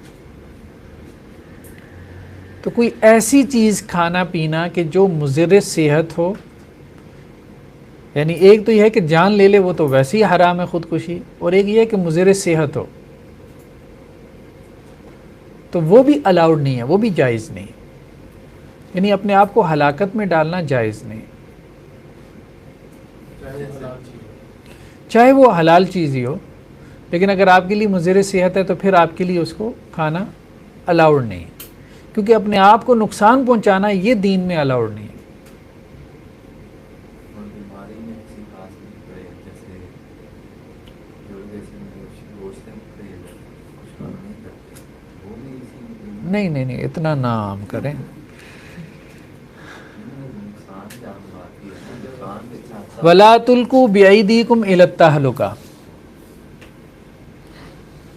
قرآن نے کیا کہا؟ اپنے آپ کو ہلاکت میں مت ڈالو.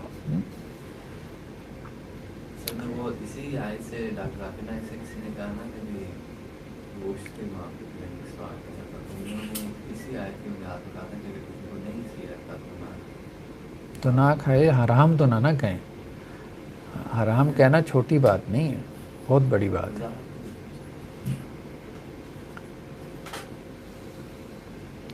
امام مالک رحمہ اللہ علیہ کے بارے میں آتا ہے کہ جن چیزوں کے لیے حرمت کا لفظ انہیں نص سے نہیں ملتا تھا تو اس کو حرام نہیں کہتے تھے. حرام سمجھتے تھے لیکن کہتے نہیں تھے. کہتے تھے قرآن کی یہ جو آیت ہے کہ اللہ تعالیٰ انہیں کہہ رہے ہیں کہ ھذا حلال و ھذا حرام، مطلب زجر و توبیح کرتے ہوئے، ڈانٹتے ہوئے کہہ رہے ہیں نا کہ کہاں سے لے آتے ہو، کہاں سے یہ فتوے لگاتے ہو، یہ حلال ہے یہ حرام ہے. حلال و حرام اللہ تعالیٰ کا یہ اختیار ہے کسی چیز کو حلال. تو ویسے ایک چیز حرام ہو سکتی ہے جس کے بارے میں حرمت کا حکم نہ بھی آیا ہو، یعنی حرمت کے الفاظ نہ بھی آئے ہوں، کسی اور طرح سے اس سے منع کر دیا گیا ہو. نہیں کہ سیغے یا اسالیب تو بے شمار ہیں نا کسی چیز سے روکنے کے، لیکن وہ نہیں کہتے تھے. اس لیے بعض لوگوں کو شبہ ہوا کہ امام مالک جس کو مکروہ کہتے ہیں وہ مکروہ ہے، حالانکہ وہ ان کے نزدیک حرام ہوتا ہے. لیکن یہ ہے کہ خشیت غالب تھی. وہ خشیت غالب ہونے کی وجہ سے، اللہ کا ڈر غالب ہونے کی وجہ سے، جب تک انہیں حرمت کا لفظ نہیں ملتا تھا وہ حرام کہتے نہیں تھے. اس کو ابن قیم نے کھولا اعلام الموقعین میں اس بات کو. تو کسی چیز کو حلال کہنا حرام کہہ دینا اب تو ہمارے ہاں بہت ہی آسان ہو گیا. بات بات پہ حرمت کے فتوے، بات بات پہ ایک چیز کو حلال کہہ دینا. حلال حرام کا لفظ استعمال کرتے ہوئے انسان کو ڈر جانا چاہیے. صحیح بات یہی ہے.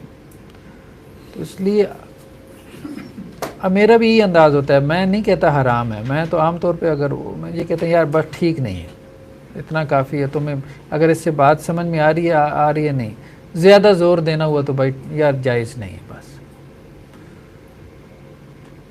حلال حرام کے الفاظ جو ہیں یہ بہت بہت محتاط ہونے کی ضرورت ہے. جی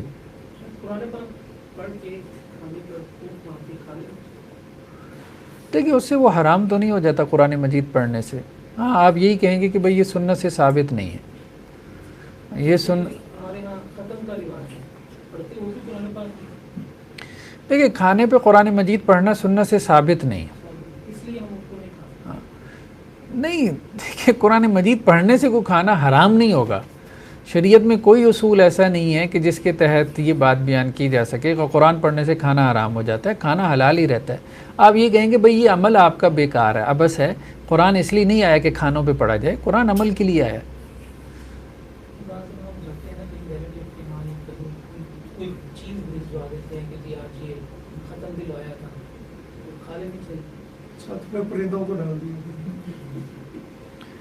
کھانا وہ جو کھانا ہے نا وہ طعام وہ حلال ہے، ہم بس صرف یہ بات کر رہے ہیں. باقی ہر حلال کھا لینا چاہیے یہ ایک علیحدہ بات ہے.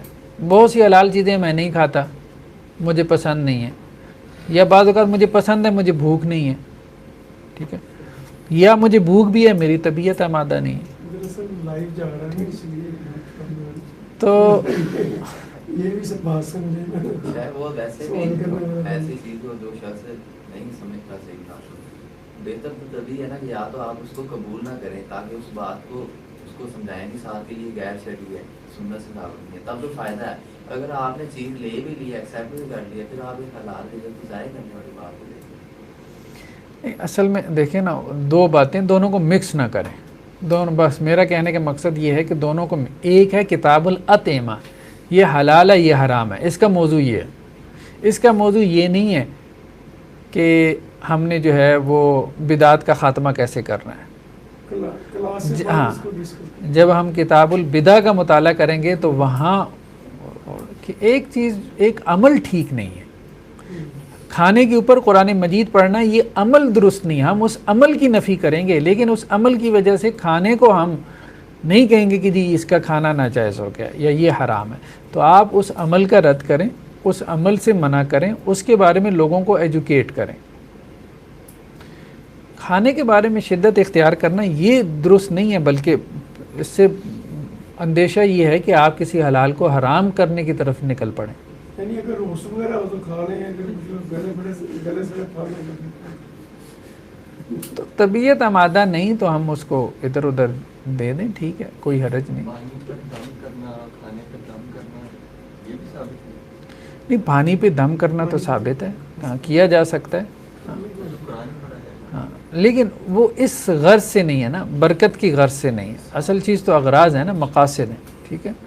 ایک ہے شفا، شفا کے لیے جو ہے کہ آپ پانی کے اوپر جیسے سورہ فلق ناس پڑھ کے پھونک مارتے ہیں، ٹھیک ہے، تو وہ کیا جا سکتا ہے، ٹھیک ہے، وہ کیا جا سکتا ہے. ہم یہ نہیں کہہ رہے اس کی بھی کوئی صریح نس ہے ہمارے پاس. وہ اس سے استدلال کیا جاتا ہے کہ اللہ کے رسول صلی اللہ علیہ وسلم جو ہے وہ بیماری میں اپنے جسم پہ جو ہے وہ پھونک مار لیتے تھے فلق ناس وغیرہ پڑھ کے، تو وہ کیا جا سکتا ہے. تو کھانے پہ بطور برکت کے پڑھنا جیسے ہمارے ایک رسم چل پڑی ہے، اس کے بارے میں ایجوکیٹ کریں. بھائی قرآن کھانوں پہ پڑھنے کے لیے نہیں آیا، ٹھیک ہے، اللہ کے راستے میں آپ دے دیں، صدقہ کر دیں، اس کا آپ کو ثواب پہنچے گا.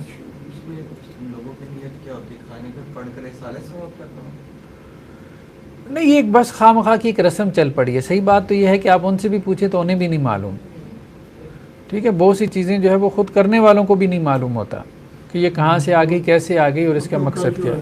ہاں کر کے بس ایک رسم ہے بس. تو ختم پڑھنا ایک رسم ہے، ٹھیک ہے. تو اس وہ رسم جو ہے جو کچھ پڑھا ہے، جو قرآن پڑھا ہے، اس کا سوال نمبر والی گروپ کو پہنچا دیا ہے اگر اس کی کوئی حقیقت ایسی نہیں.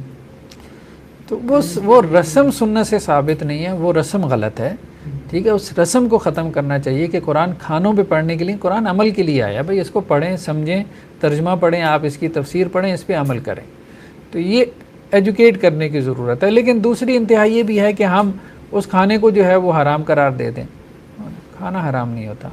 اسی بات ہے صاحب نے پورے جمعے میں بہت زیادہ اس بات پہ زور دیا. انہوں نے کہا کہ قرآن کا جو مقصد ہے نا کہ جو شفا والا ہم نے نکال لیا ہے وہ یہ بیماریوں والا نکال لیا ہم نے زیادہ، جبکہ زیادہ وہ اس کا شفا ہے وہ صدور کے لیے، سینوں کے لیے، سینوں کے مراد ہے ان کے لیے. اس طرف ہمارا دھیان نہیں ہے، اور جو دوسری طرف ہے نا وہ تو زیادہ ہم اس کو کھینچا بند کرتے ہیں. صحیح. امام مالک رحمۃ اللہ علیہ حرام کا لفظ نہیں استعمال کرتے. ایک جو غامدی صاحب کا بھی موقف ہے کہ صرف اللہ تعالیٰ نے یہ چند چیزیں حرام کی، اس کے علاوہ کچھ نہیں حرام نہیں ہے، وہ بھی تقریباً وہی بات کرنا چاہتے ہیں غامدی صاحب بھی کہ آپ حرام نہ کہیں، لیکن مطلب یہ ہو سکتا ہے کچھ ٹھیک نہ ہو. اسلام نے کہا تو میں کہتا ہوں ٹھیک نہیں ہے، جائز، یا بڑا زور دینا تو جائز نہیں ہے.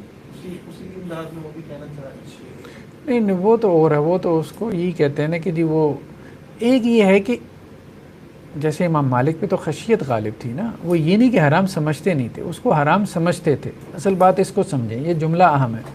اس کو حرام سمجھتے تھے، کہتے نہیں تھے. تو اس لیے ابن قیم رحمۃ اللہ علیہ نے کہا تھا کہ امام مالک کے نزدیک جو حرام ہوتا ہے وہ اس کو مکروہ کہہ دیتے ہیں. تو امام مالک کا مکروہ حرام ہے، یہ بات سمجھیں. یہ جملہ سمجھ میں آ گیا تو پھر آپ دونوں میں فرق کر سکیں گے. غامدی صاحب کا تو یہ معاملہ ہے ہی نہیں. کن کے نزدیک؟ ہاں وہ تو ظاہری بات ہے، اس کے جواز کی طرف جاتے ہیں نا. وہ تو کہتے ہیں فطرت انسانی کی بنیاد پہ فیصلہ ہوگا حلال و حرام کا.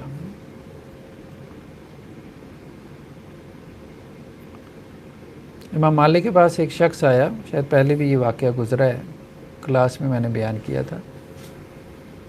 مغرب سے بہت دور سے آیا تھا، بلاد اسلامیہ کے مغرب سے. تو وہ مسجد نبی میں وہ بیٹھے ہوتے تھے. تو مدینہ سے باہر نہیں نکلے ساری زندگی امام مالک رحمہ اللہ. اس شخص نے آ کے جو ہے وہ سوال کیا. اچھا پرانے شاگرد سوال نہیں کرتے تھے امام مالک کی ہیبت کی وجہ سے نا، سوال نہیں کرتے تھے. ہیبت بہت تھی ان کی، جلال بہت تھا. جو نیا آتا تھا وہ سوال کر لیتا تھا. تو وہ نیا آیا، اس نے سوال کیا امام مالک سے. تو امام مالک نے کہا بھائی بات یہ ہے کہ میرے ذہن میں نہ تو قرآن کی آیت ہے، نہ کوئی حدیث میرے علم میں ہے اس وقت، اور نہ کوئی صحابہ کے آثار میں سے ہے، اور ہم نے اپنے اساتذہ سے بھی اس بارے میں کوئی بات نہیں سنی. ایسا کرو تم کل آ جانا میری مجلس میں نے اپنے گھر میں بہت کچھ لکھ کے رکھا ہوا ہے، میں جا کے اس کو آج پھرولوں گا، دیکھوں گا. تو اگلے دن پھر وہ مجلس میں آ گیا. تو اس نے سوال کیا جی آپ نے کہا تھا کل آ جانا. تو امام مالک نے کہا بھائی میں نے جو کچھ لکھا تھا اپنے اساتذہ سے، جو احادیث آثار وغیرہ جو کچھ بھی تھا، صحابہ کے فتاوی، یہ کچھ مجھے اس میں تمہارے سوال کا جواب نہیں ملا. تو یعنی آپ کہیں کہ جی اچھے انداز میں معذرت کر لی. تو وہ کھڑا ہو گیا، کہنے لگا کہ آپ کو پتہ ہے میں کہاں سے آیا ہوں؟ تو امام مالک نے کہا اچھا کہاں سے؟ تو کہنے لگا میں فلاں جگہ سے، کچھ 6 ماہ کا سفر کر کے آیا تھا، 6 ماہ کا. اور کہنے لگا جس علاقے سے میں آیا ہوں وہاں کے لوگوں کا خیال یہ ہے کہ دنیا میں آپ سے بڑا عالم کوئی نہیں ہے، اور آپ کی صورتحال یہ ہے. تو امام مالک نے کہا اب جا کے انہیں بتا دینا کہ وہ کوئی اچھا عالم دین نہیں ہے.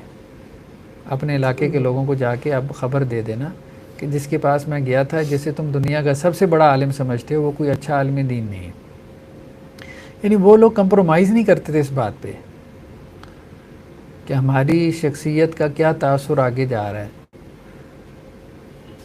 لیکن یہ ہے کہ ایک چیز اگر ہمیں نہیں سوجھ رہی، کوئی اس کی واضح نص اور دلیل نہیں مل رہی، تو ہم نے اس کی بنیاد پہ کوئی رائے نہیں دینی. اب یہ چیز ختم ہو گئی ہے، اب یہ نہیں رہے گی. دوسری بہت ساری اشیاء ہیں جو مطلب ان کے بارے میں چیزیں واضح نہیں ہوتی. یعنی اب جس طرح اب مچھلی کے حکم میں کیا کیا آتا ہے، اس پہ بھی اس طرح بات ہو رہی ہے کہ اس میں بھی خاص اختلاف. بعض کہتے ہیں کہ پانی کے اندر ہر چیز جو موجود ہے مچھلی کے حکم ہے، بعض کہتے ہیں جو بالکل وہ آگے آ رہی ہے بس ہاں کتاب. اسی طرح مطلب خشکی پہ بھی بہت سارے علاقے ایسے ہو سکتے ہیں جو جانور بالکل غیر مانوس سے ہوں, تو وہ پھر بڑا مشکل ہو جاتا ہے کہ اب صرف گو تھی. یہی تو کتاب الاتمہ میں پڑھنا ہے, یہی تو سارا کچھ پڑھنا ہے. یہ کچھ اصول تو ہم ڈیفائن کر دیتے ہیں نا کہ نوکیلے جانور والے دانتوں والے نہ ہوں, پنجے ایسے نہ ہوں, لیکن جس طرح یہ ہے کہ گو سے بھی یہی معلوم ہوتا ہے کہ وہ بھی کسی بھی چیز پہ پورا نہیں اتر رہی. تو اللہ کے نبی صلی اللہ علیہ وسلم کی وہ عمل سے پتہ لگ گیا کہ آپ نے حرام نہیں قرار دیا, اس کو پسند نہیں کیا. اس طرح کی اور چیزیں جو سامنے آئیں گی پھر اس پہ اصول تو نہیں اپلائی ہو پائے گا. نہیں بالکل ہوتا ہے. دیکھیں گو زیناب ہے, گو کیا ہے؟ زیناب ہے, نوکیلے دانت ہیں اس کے, سبا نہیں ہے. ابھی ہم آگے چل کے اصول پڑھیں گے نا, تو زیناب من السبا کے الفاظ ہیں. زیناب کا مطلب ہے کچلی والے دانت, نوکیلے دانت, جیسے ہم انسانوں کے بھی ہوتے ہیں. سبا کہتے ہیں جس میں سبیت ہو, درندگی ہو. درندگی کسے کہتے ہیں؟ اب اس میں اختلاف ہو گیا. امام شافعی نے کہا کہ سبیت یا درندگی یہ ہے کہ جو جانور دوسرے پہ حملہ کرے, یہ درندہ ہے.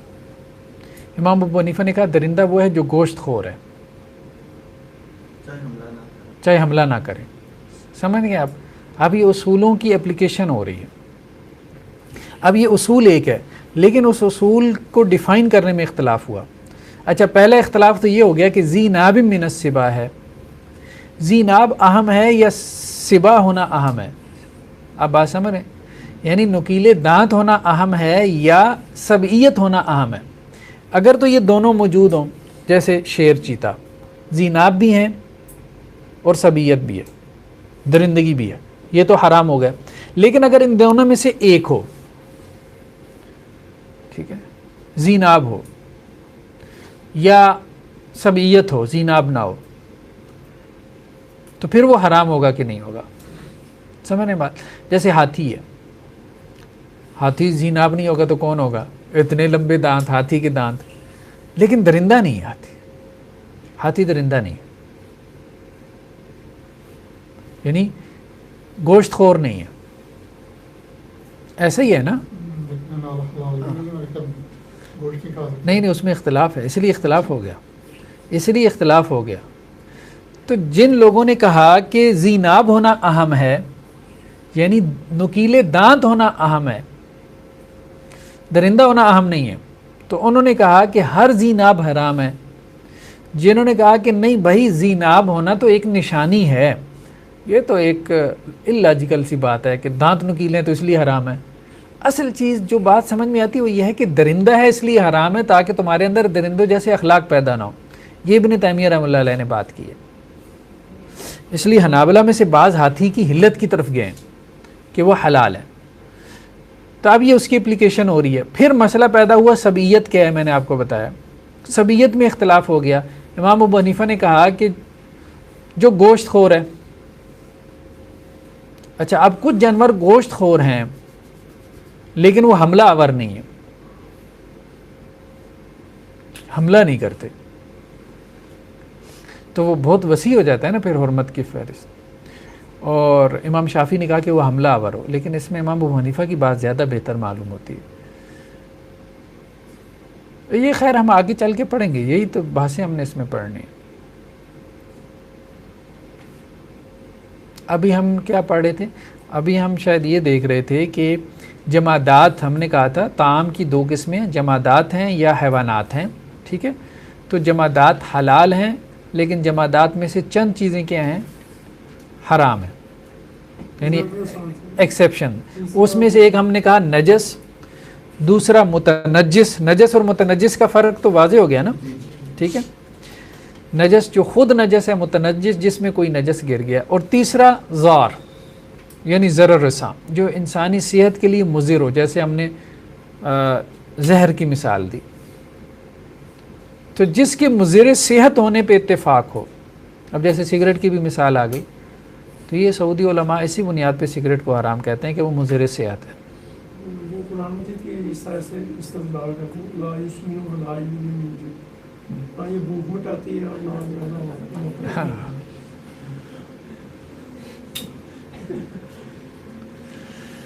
میں ایک بات یہ کی جاتی ہے ایکسیس ایوریتھنگ جو ہے نا وہ مضر صحت ہوتی ہے، آپ مجھے تعریف کیسے کریں؟ مضر صحت کا تعلق جو ہے نا آج کل اگر ہم بات کریں، ایک تو یہ ہے کہ وہ جس کے مضر صحت ہونے پہ اتفاق ہو، ایک بات تو یہ ہوگی وہ تو مضر صحت ہے ہی ہے، جیسے زہر ہے، ٹھیک ہے، جان لیوا ہے۔ اب کچھ چیزیں ایسی ہیں کہ جن کے مضر صحت ہونے میں اختلاف ہو، اصل میں یہ مسئلہ ہوگا، اتفاقی تو ہیں اس میں تو کوئی ایشو نہیں ہے، وہ تو اتفاق ہو گیا۔ تو جن چیزوں کے بارے میں اختلاف ہو گیا، پھر وہاں جو اس فیلڈ کے لوگ ہیں ان کا قول معتبر ہوگا، یعنی میڈیکل سائنس کے لوگ اگر وہ کہیں کہ یہ مضر صحت ہے تو وہ مضر صحت ہے۔ سگریٹ کا تو پھر یہی ہے، سگریٹ دیکھنے ویسے تو لگتے ہی دھواں ہی ہے، لیکن جتنے بھی کینسر ہیں آلموسٹ 80% کینسر کے پیچھے مین ریزن جو ہے نا وہ سگریٹ۔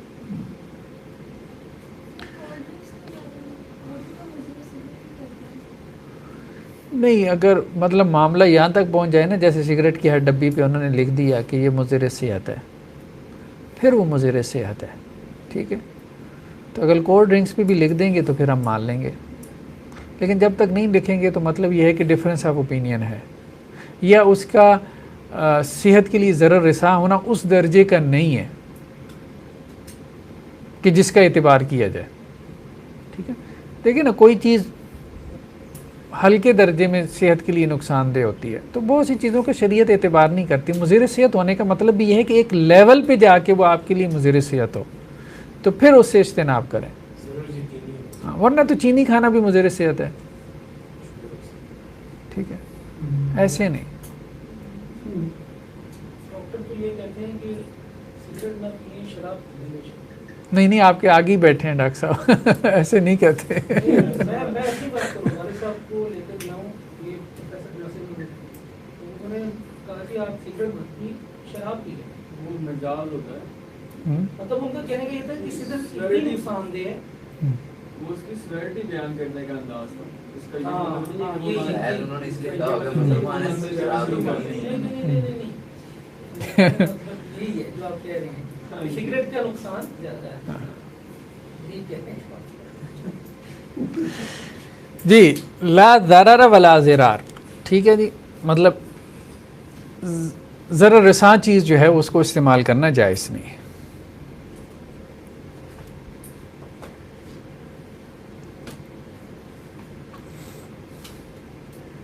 جی، تیسرا ضرر رساں ہو گیا جی، چوتھا ہو گیا مسکرات، یعنی نشہ آور۔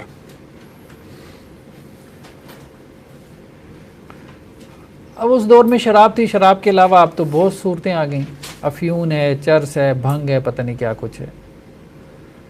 یہ تو عمران خان کو پتہ زیادہ سے نہ کہیں، آپ کی باتیں لائی جا رہی ہیں۔ میرے آرٹیکل بھی آتے ہیں۔ آپ صاحب نے مسئلہ بتا دیا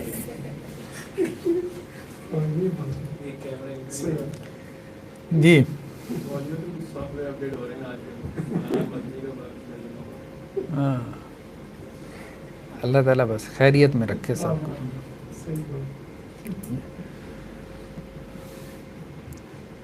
نہیں، اس میں ریحام خان کے کافی سارے انٹرویوز ہیں سر، ہاں وہ تو ہیں، سب کو پتہ اس ہے۔ نے بڑی ڈیٹیل بتائی ہے۔ چھوٹی چیز تو نہیں ہے۔ ہاں، مسکرات، مسکرات مطلب نشہ آور چیزیں، کچھ نہ ملے تو وہ کف سیرپ ہی چڑھا جاتے ہیں، تو نہیں ہے۔ اس پہ ہم آگے چل کے بحث کریں گے کہ مسکرات کا جو استعمال ہے بطور میڈیسن کے، ٹھیک ہے، جیسے الکحل استعمال ہوتی ہے خاص طور پہ، کئی لوگ پیٹرول بھی ہومیوپیتھ۔ سونگتے ہیں سر، بعض کا پتہ نہیں کیا وجہ ہے لیکن اس میں وہ ایتھانول ہوتا ہے نا، اچھا اس کی اسمیل ہوتی ہے کیا۔ تو بہرحال مسکرات اور اس کے علاوہ جو غیر کی چیز ہے، جس پہ غیر کا حق ہے آپ کے علاوہ کا، ظاہری بات ہے وہ حلال بھی ہوگی تو آپ کے لیے تو وہ چوری کی ہو جائے گی نا. سمجھ رہے ہیں بات؟ غیر کی چیز، ٹھیک ہے، یعنی مال مسروقہ جسے ہم کہتے ہیں، چوری کا مال، یا غصب کیا گیا ہو، یا دھوکے سے حاصل کیا گیا ہو، فراڈ سے، چیٹنگ سے، تو وہ بھی حرام ہے.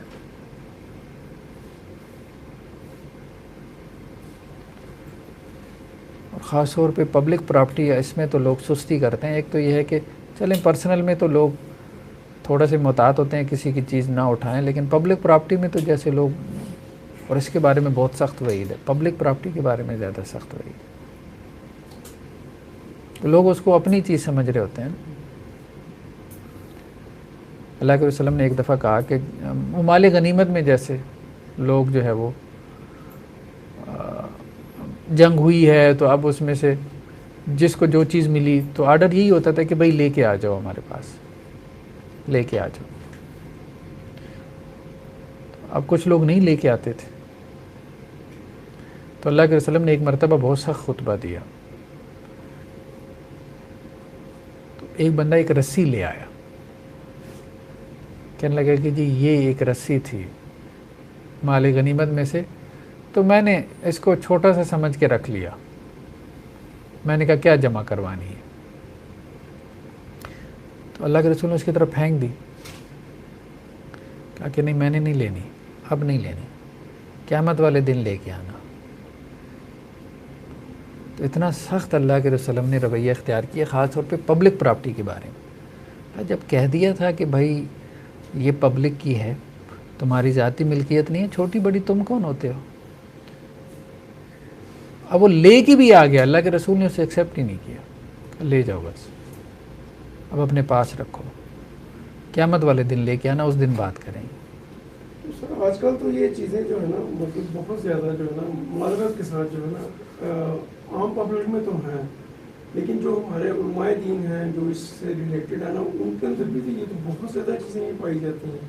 مثال کے طور پر مطلب اللہ تعالیٰ ریاکاری سے بچائے، مساجد کے سلسلے میں کئی مطلب لوگوں سے، اداروں سے بھی رابطہ، بعض لوگ آتے ہیں بات کرتے ہیں ان سے، مختلف اداروں سے جا کے بات جب کرتے ہیں نا، وہ کہتے ہیں جی ٹھیک ہے جی یہ اتنی جگہ ہے، چلیں ہم آپ کو جانا یہ 50 لاکھ منظور کروا دیتے ہیں، لیکن ہم آپ کو 20 دیں گے، 30 ہم اپنے پاس رکھیں گے، اور اس میں سے بھی جو ہے نا وہ 17-18 دیں گے، باقی 3 جو ہے نا وہ ہمارا جو بندہ ہے نا وہ رکھے. مطلب یہ اس طرح بے شمار ایسی آفرز کو ٹھکرایا ہے. نہیں یہ چیز ہے، مطلب یہ اس کے علاوہ بھی مطلب ہم جہاد فنڈ کے اندر دیکھتے ہیں، دوسری چیزوں کو ہر جگہ کرپشن ہے، ہر جگہ اتنی کرپشن. زیادہ کرپشن ہے کہ مطلب وہ کہتے ہیں قمیض چکوں کے ٹھیٹ اپنا نگاہ ہوتا ہے نا، بالکل سر وہ صحابہ ہے کہ اللہ تعالیٰ معاف کرے.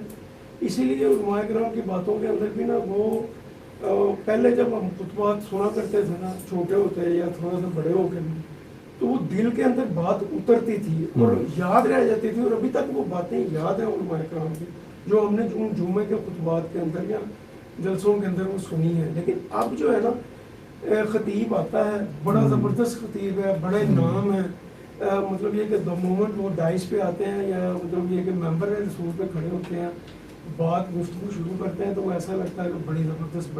یقین کریں آپ، جیسے ہی جمعے کی نماز ختم ہوتی ہے، سلام پھرتا ہے نا، تو یہ پتہ ہی نہیں ہوتا کہ یار یہ تو اتنی اچھی بات نہیں، کدھر گئی، وہ ادھر سے نکل جاتی ہیں، وہ دل کے اندر سماتے ہی نہیں، پتہ نہیں کیا بات ہے. کولوں پھیر میں تضاد ہے یا مطلب یہ ساری چیزیں، مطلب معذرت کے ساتھ ہمیں بھی یہ چیزیں ہوں گی. اللہ تعالیٰ محفوظ رکھے. کوشش تو بڑی تھی کہ زندگی ایسی نہ گزرے، اور اکثر امکان کوشش یہ کہ ان چیزوں سے بچتے رہیں. لیکن سر میں نے تو جو ہے نا یقین کریں کہ شاید 95% علماء کرام کے اندر بھی یہ چیزیں، یہ خرابیاں میں نے دیکھی. نہیں ہے، کرپشن تو ہر جگہ ہے، ہر جگہ کرپشن نہیں ہونی چاہیے، باہر نہیں ہونی چاہیے. اور آپ کی بات ٹھیک ہے جی. ہاں مدینہ کی ریاست، ظاہری بات ہے.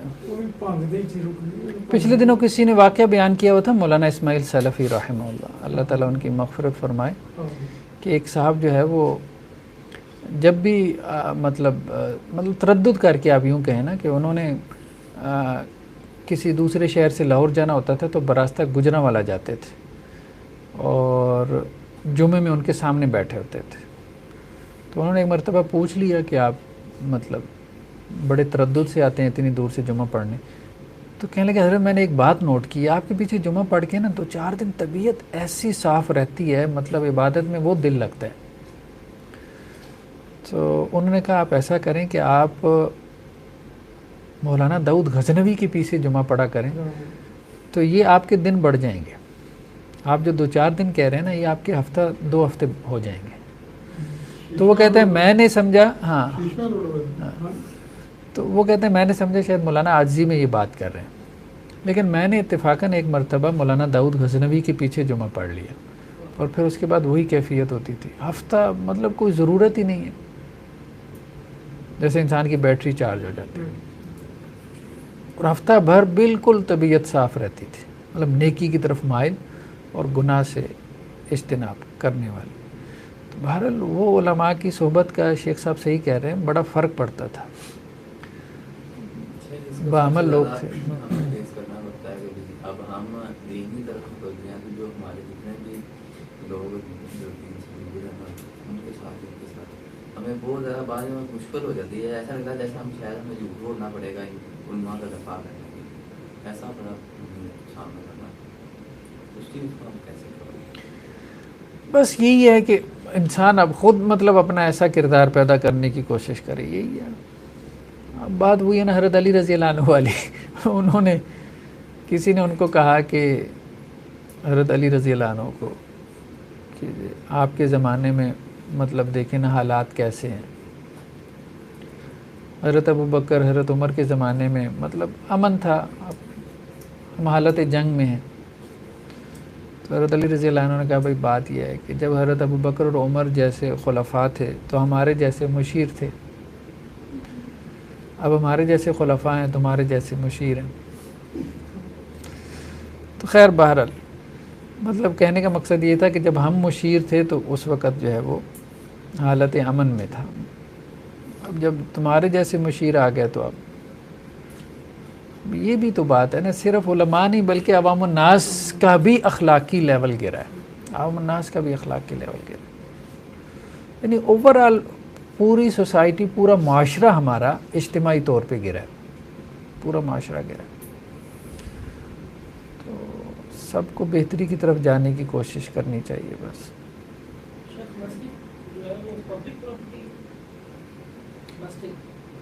مسجد تو وقف میں آ جاتا ہے, ٹھیک ہے. وقف کا مطلب ہوتا ہے یہ اللہ کی پراپرٹی ہے.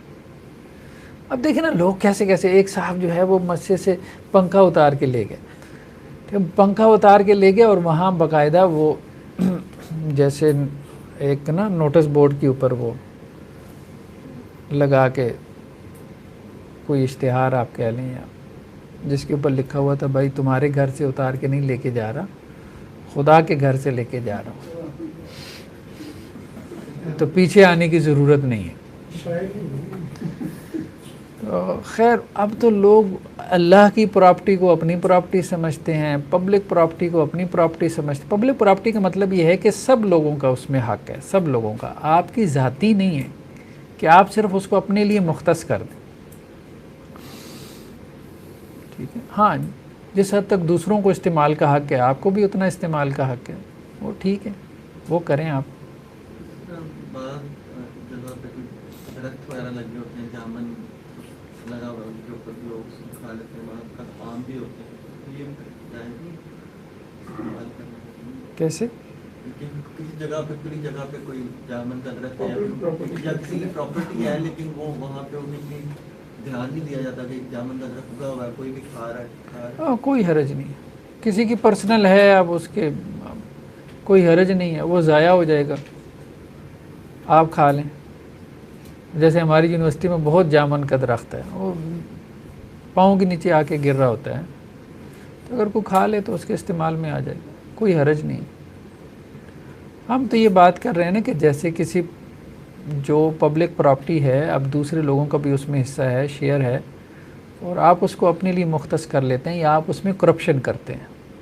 سڑکیں ہو گئی, گلیاں ہو گئی, گرین بیلٹس ہو گئی, راستے کے بارے میں ایسے لوگ لیتے ہیں کہ جیسے بس یہ میرا آزادی ہے, بالکل ایسے ہیں. آگے بڑھانے چاہے وہ کے قربانی کے لیے روک لیں یا نماز جمعہ کے لیے روک لیں یا کسی خوشی غمی کے لیے بھی روک لیں, ایسا ہی. جب مرضی بند کر دیں. مارکیٹ والوں نے اپنے دکان کے سامنے ریڑھی والوں سے رینڈم سود کرتے ہیں, وہ صاف ستھرے نہیں بنے. ہاں وہ تو پبلک پراپرٹی ہے نا,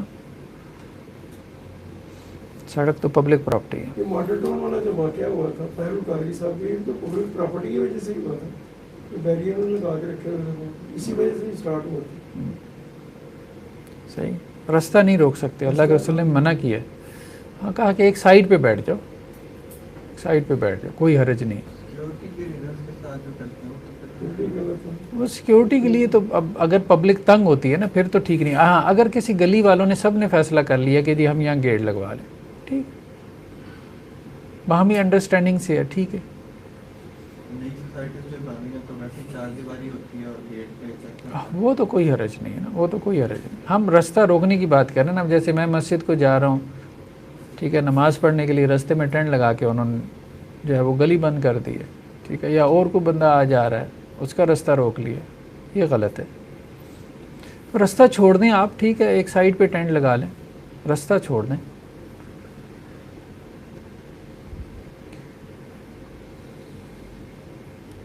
جی تو ہم کیا بات کر رہے تھے؟ ہاں مال مسروق ہو گیا,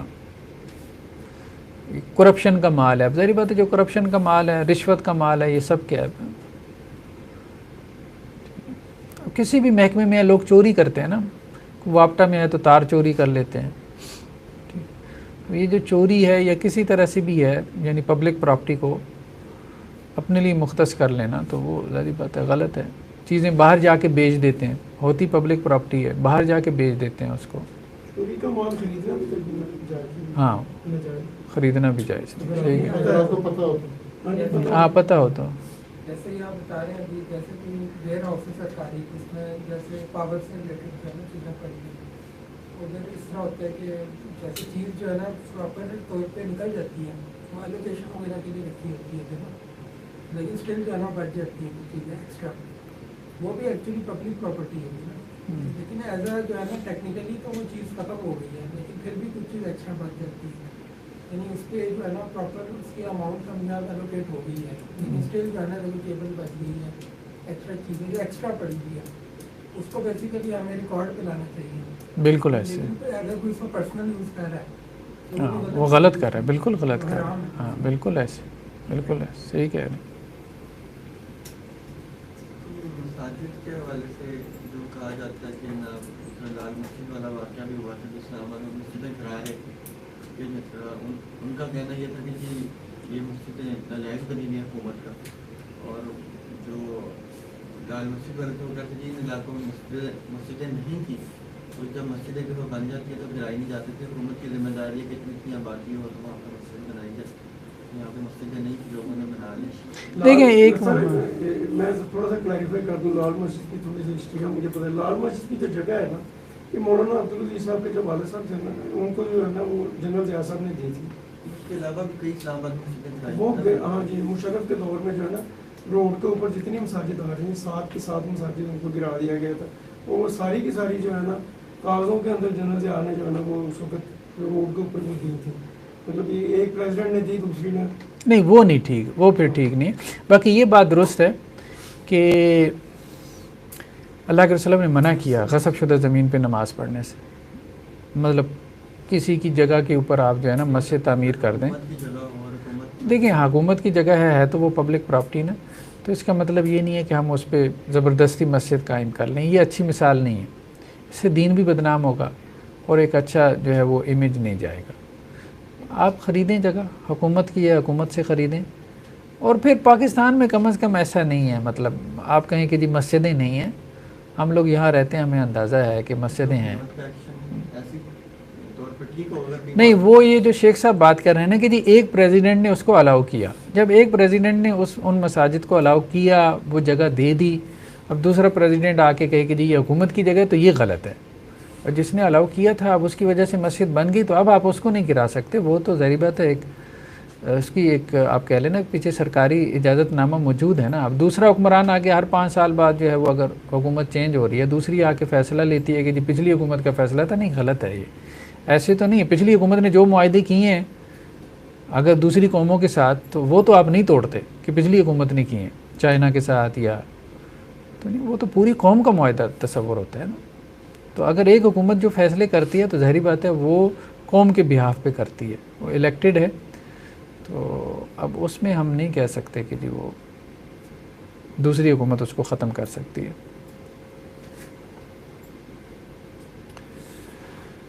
جی بس ایک چیز پڑھ لیتے ہیں پھر انشاءاللہ آگے ہم اس کو جاری رکھیں گے. نیکسٹ کیا ہے جی, بحری جانور. جانور دو قسم پہ ہیں. ابھی ہم نے جمادات کو پڑھا نا, پھر اس کے بعد حیوانات ہیں. تو حیوانات دو قسم پہ ہیں, ایک وہ جو کہ بری ہیں زمینی, اور دوسرے حیوانات وہ ہیں جو کہ بحری ہیں سمندری جانور. ٹھیک ہے, تو سمندری جانور کے بارے میں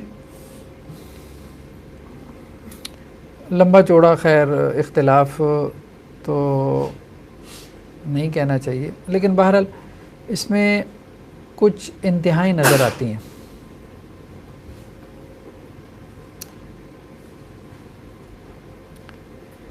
ایک قول تو جمہور کے نزدیک ہے, مالکیہ شوافی اور حنابلہ کے نزدیک, جو یہ کہتے ہیں کہ جی سمندری جانور حلال ہیں سب. چند ایک کو انہوں نے مستثنا کیا ہے, چند ایک کو, جیسے یہ کہا کہ جی جو کراکوڈائل ہے مگرمچھ, وہ چونکہ ذیناب ہے اور وہ ماہ سمندری نہیں ہے. اچھا پھر دو قسم کے ہیں نا, اب پتہ نہیں اس کو اصطلاح میں کیا کہتے ہیں. ایک وہ جو صرف پانی میں رہتے ہیں, جو صرف پانی میں رہتے ہیں, اور ایک وہ جو کہ خشکی اور پانی دونوں پہ رہتے ہیں, جیسے کراکوڈائل ہے, مینڈک ہے. تو ہم جو کہہ رہے ہیں نا کہ جمہور یہ کہتے ہیں کہ سمندری جانور حلال ہے سب کا سب, تو اس سے مراد ان کی کیا ہے, جو صرف پانی میں رہتا ہو. ٹھیک ہے, ان میں کوئی استثنا نہیں ہوگا جو پانی میں رہتا ہے. ہاں جو پانی میں رہتا ہے وہ تو بھلے ویل ہی کیوں نہ ہو. اب ویل بھی گوشت خور تو ہے نا, وہ سب کے نزدیک حلال ہے. شارک ہے وہ بھی گوشت خور ہے, چونکہ مچھلی ہے تو حلال ہے. تو اگر صرف پانی میں رہتا ہو تو پھر جمہور کے نزدیک وہ کیا ہے, وہ حلال ہے. لیکن اصل میں اس میں یہ بحث بھی پیدا ہوئی کہ پانی کا سانپ حلال ہے کہ نہیں, تو انہوں نے کہا وہ بھی حلال ہے. لیکن مجھے نہیں لگتا کوئی ایسا ہے جو صرف پانی میں رہتا ہو. ہاں دونوں جگہ پہ رہتا ہے نا. تو وہ کوئی جو صرف پانی میں رہتا ہے نا, وہ پھر سمندری مخلوق ہی ہوگی. ٹھیک ہے, وہ زیادہ تر مچھلی کی آپ کہہ لیں کہ کوئی ہزاروں قسمیں ہوں گی. ٹھیک ہے, ہاں جو خشکی پہ آ جاتا ہے نا وہ اس کے بارے میں پھر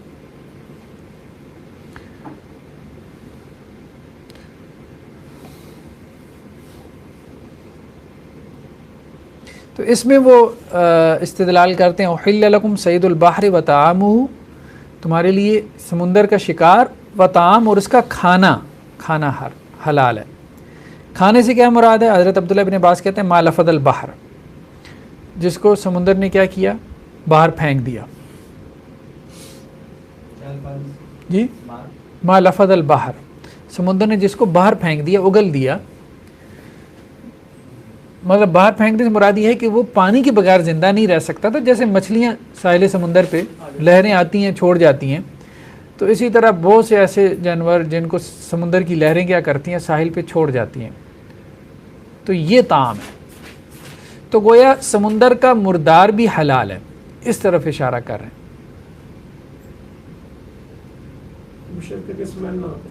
ہاں سمیل نہ ہو. ٹھیک ہے, ویسے بھی دیکھیں نا مچھلی کو کون سا ذبح کیا جاتا ہے, ہاں وہ کون سا ذبح کیا, ہاں وہ جب وہ خشکی پہ آتی ہے اس کا جتنا خون ہوتا ہے, بلڈ ہوتا ہے, وہ اس کے وہ گلکوں میں اکٹھا ہوتا ہے, جس دن سے خون نکل جاتا ہے یہ وہ ایسے پوری کرتی ہے.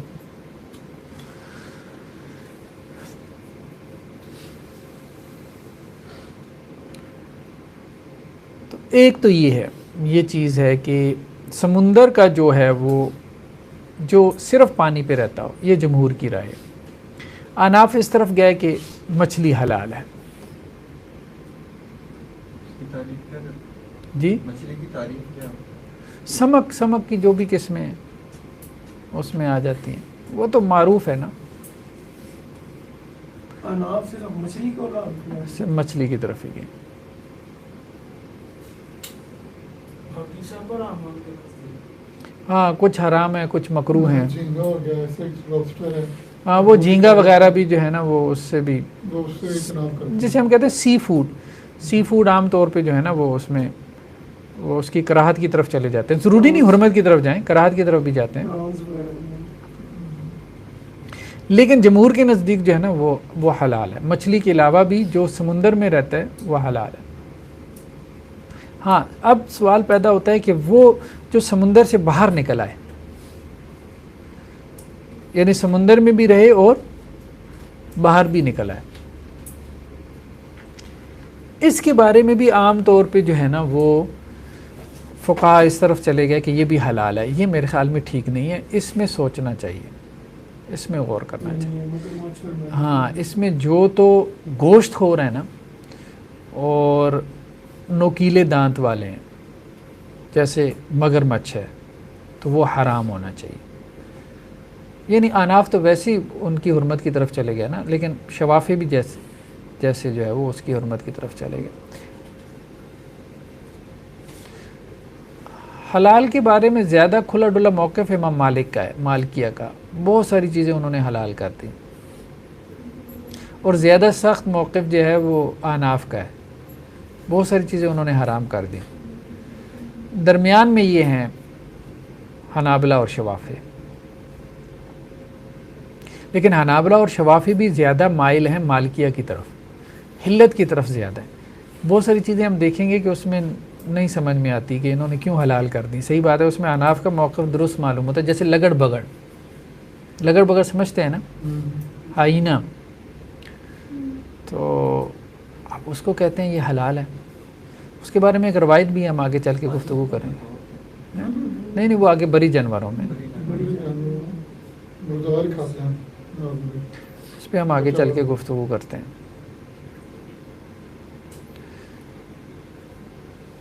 کیکڑا وغیرہ بھی اسی طرح کا جائز ہے بعض کی؟ جی کیکڑا ہاں کیکڑا بھی، وہ بھی سمندر سے باہر آیا، سمندر سے باہر بھی آتا ہے۔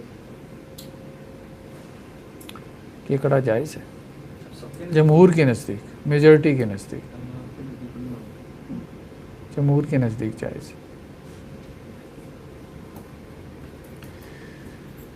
تو سمندری جانوروں میں ہم نے کہا کہ دو بڑے موقف ہیں، ایک تو میجورٹی کا ہے جو کہتے ہیں کہ جو صرف پانی پر ہے وہ حلال ہے، اور ایک اناف کا ہے کہ جو صرف مچھلی کی حلت کی طرف گئے ہیں، کیونکہ انہوں نے کہا کہ سری نس جو ہے، سری نس وہ مچھلی کے بارے میں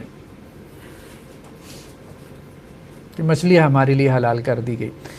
جنہوں نے کہا کہ ہر چیز حلال ہے، انہوں نے پھر قرآن مجید کے عمومی ایک دلیل سے استدلال کیا نا، کہ قرآن نے کہا تمہارے لیے سمندر کا شکار اور اس کا طعام حلال ہے، تو طعام کا معنی انہوں نے کیا کیا کہ جس کو سمندر باہر پھینک دے، اور سمندر صرف مچھلی کو باہر نہیں پھینکے گا، کسی بھی چیز کو باہر پھینک دے، تو انہوں نے اس سے اس کی حلت نکال لی عمومی دلیل سے۔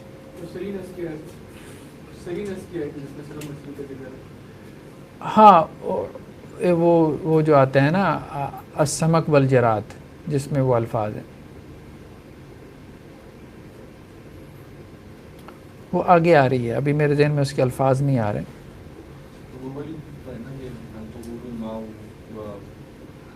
والحل میتۃ، وہ اور ہے، وہ روایت حضرت ابو ہریرہ سے ہے کہ اللہ کے وسلم سے سوال ہوا کہ ہم سمندری سفر پر ہوتے ہیں تو پانی ہمارے پاس کم ہوتا ہے، تو اگر ہم پینے کا پانی جو ہے وہ اس سے وضو کریں گے تو پانی ختم ہو جائے گا، تو کیا ہم سمندر کے پانی سے وضو کر لیں؟ تو اللہ کے رسول نے کہا هو الطہور ماؤ، سمندر کے پانی سے تم وضو کر سکتے ہو۔ والحل میتۃ، اور سمندر کا جو مردار ہے وہ کیا ہے؟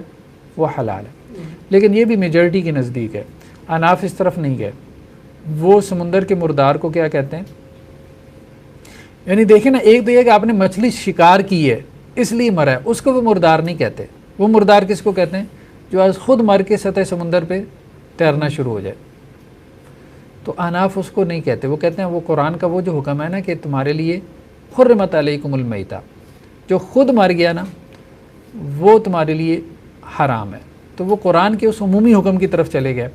لیکن جمہور فقہا وہ یہ کہتے ہیں کہ اللہ کے وسلم نے کہا والحل میتتہ، یعنی وہ جس مردار کو قرآن نے حرام قرار دیا وہ بری مردار ہے، خشکی کا مردار ہے. سمندر کا جو مردار ہے کہ خود سے مچھلی مر کے سطح سمندر پہ آ گئی تو وہ حلال ہے. تو یہ اس حدیث میں بات ہوئی ہے. اچھا، اس سے انہوں نے یہ بھی استدلال کیا والحل میتتہ، یہاں یہ نہیں کہا کہ مچھلی، یہاں کہا کہ اس کا مردار حلال ہے. تو اس کا مردار حلال ہے تو سمندر کا مردار کوئی بھی ہو سکتا ہے، مچھلی کے علاوہ بھی ہو سکتا ہے. تو اس حدیث کے عموم سے بھی انہوں نے استدلال کیا کہ وہ جس کی جو ہے نا وہ لائف ڈیپینڈ کر رہی ہے صرف پانی پہ تو وہ حلال ہے. لیکن جو دونوں جگہ زندہ رہتا ہے اس کے بارے میں بہرحال محتاط ہونا چاہیے. ان میں پھر گوشت خور بھی آ جاتے ہیں، اس میں جیسے مینڈک ہے، مگرمچھ ہے، اور بہت سے آ جاتے ہیں. اچھا، جو دونوں جگہ پہ زندہ رہتے ہیں ان میں سے بعض ایسے بھی ہو سکتے ہیں جو گوشت خور نہ ہو، جیسے اس کو کیا ہاں جیسے سی لائن ہے. سانپوں کی بھی کئی قسمیں ہیں جو پانی میں بھی رہتی ہیں. نہیں، سانپ تو کسی اور وجہ سے نا، ہم نے کہا تھا جو زر و رساں ہو، کیونکہ اس میں زہر ہے نا، زہریلا جانور ہے نا. جی، تو زہریلے جانور کیا ہیں؟ حرام ہے. بچھو ہے، سانپ ہے. کہا یہ جاتا ہے کہ 90% سانپ ایسے ہیں کہ زہریلے نہیں ہیں.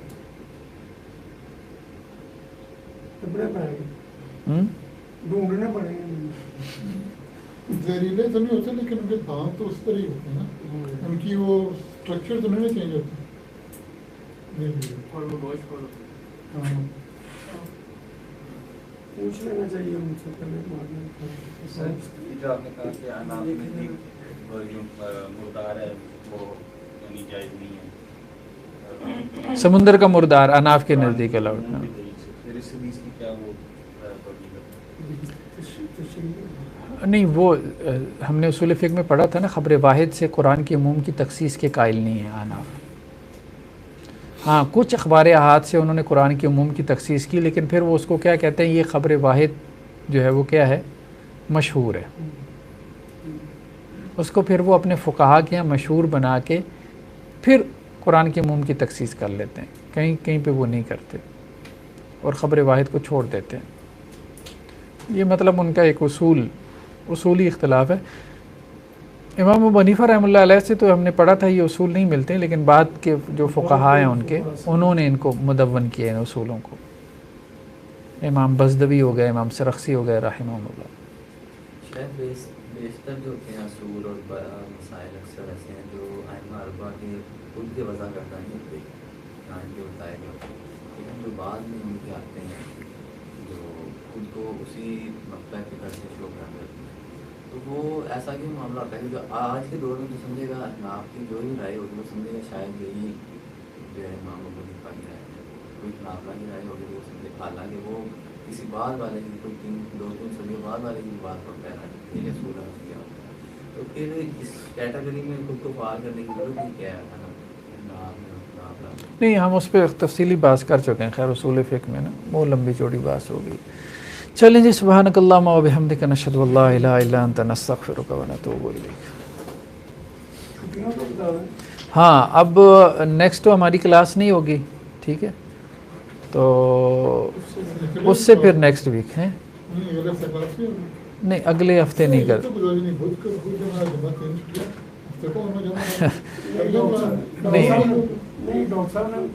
ہاں، بس گاؤں شاؤں جانا ہے، بس ایسا ہے. اور بھی لوگوں نے جانا ہوگا تو ایک ہفتہ اتوار نا چھٹی کر لیتے ہیں، پھر اس سے اگلے ہفتے اتوار کو ہم کلاس کریں گے.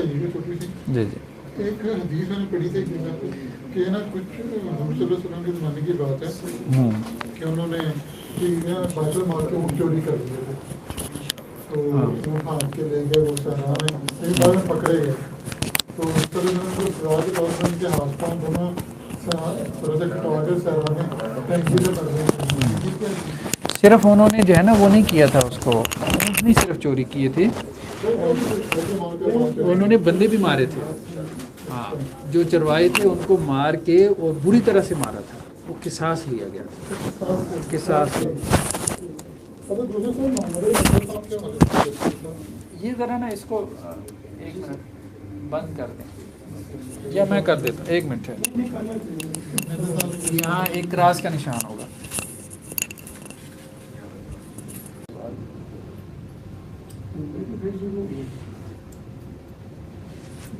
वो हमारी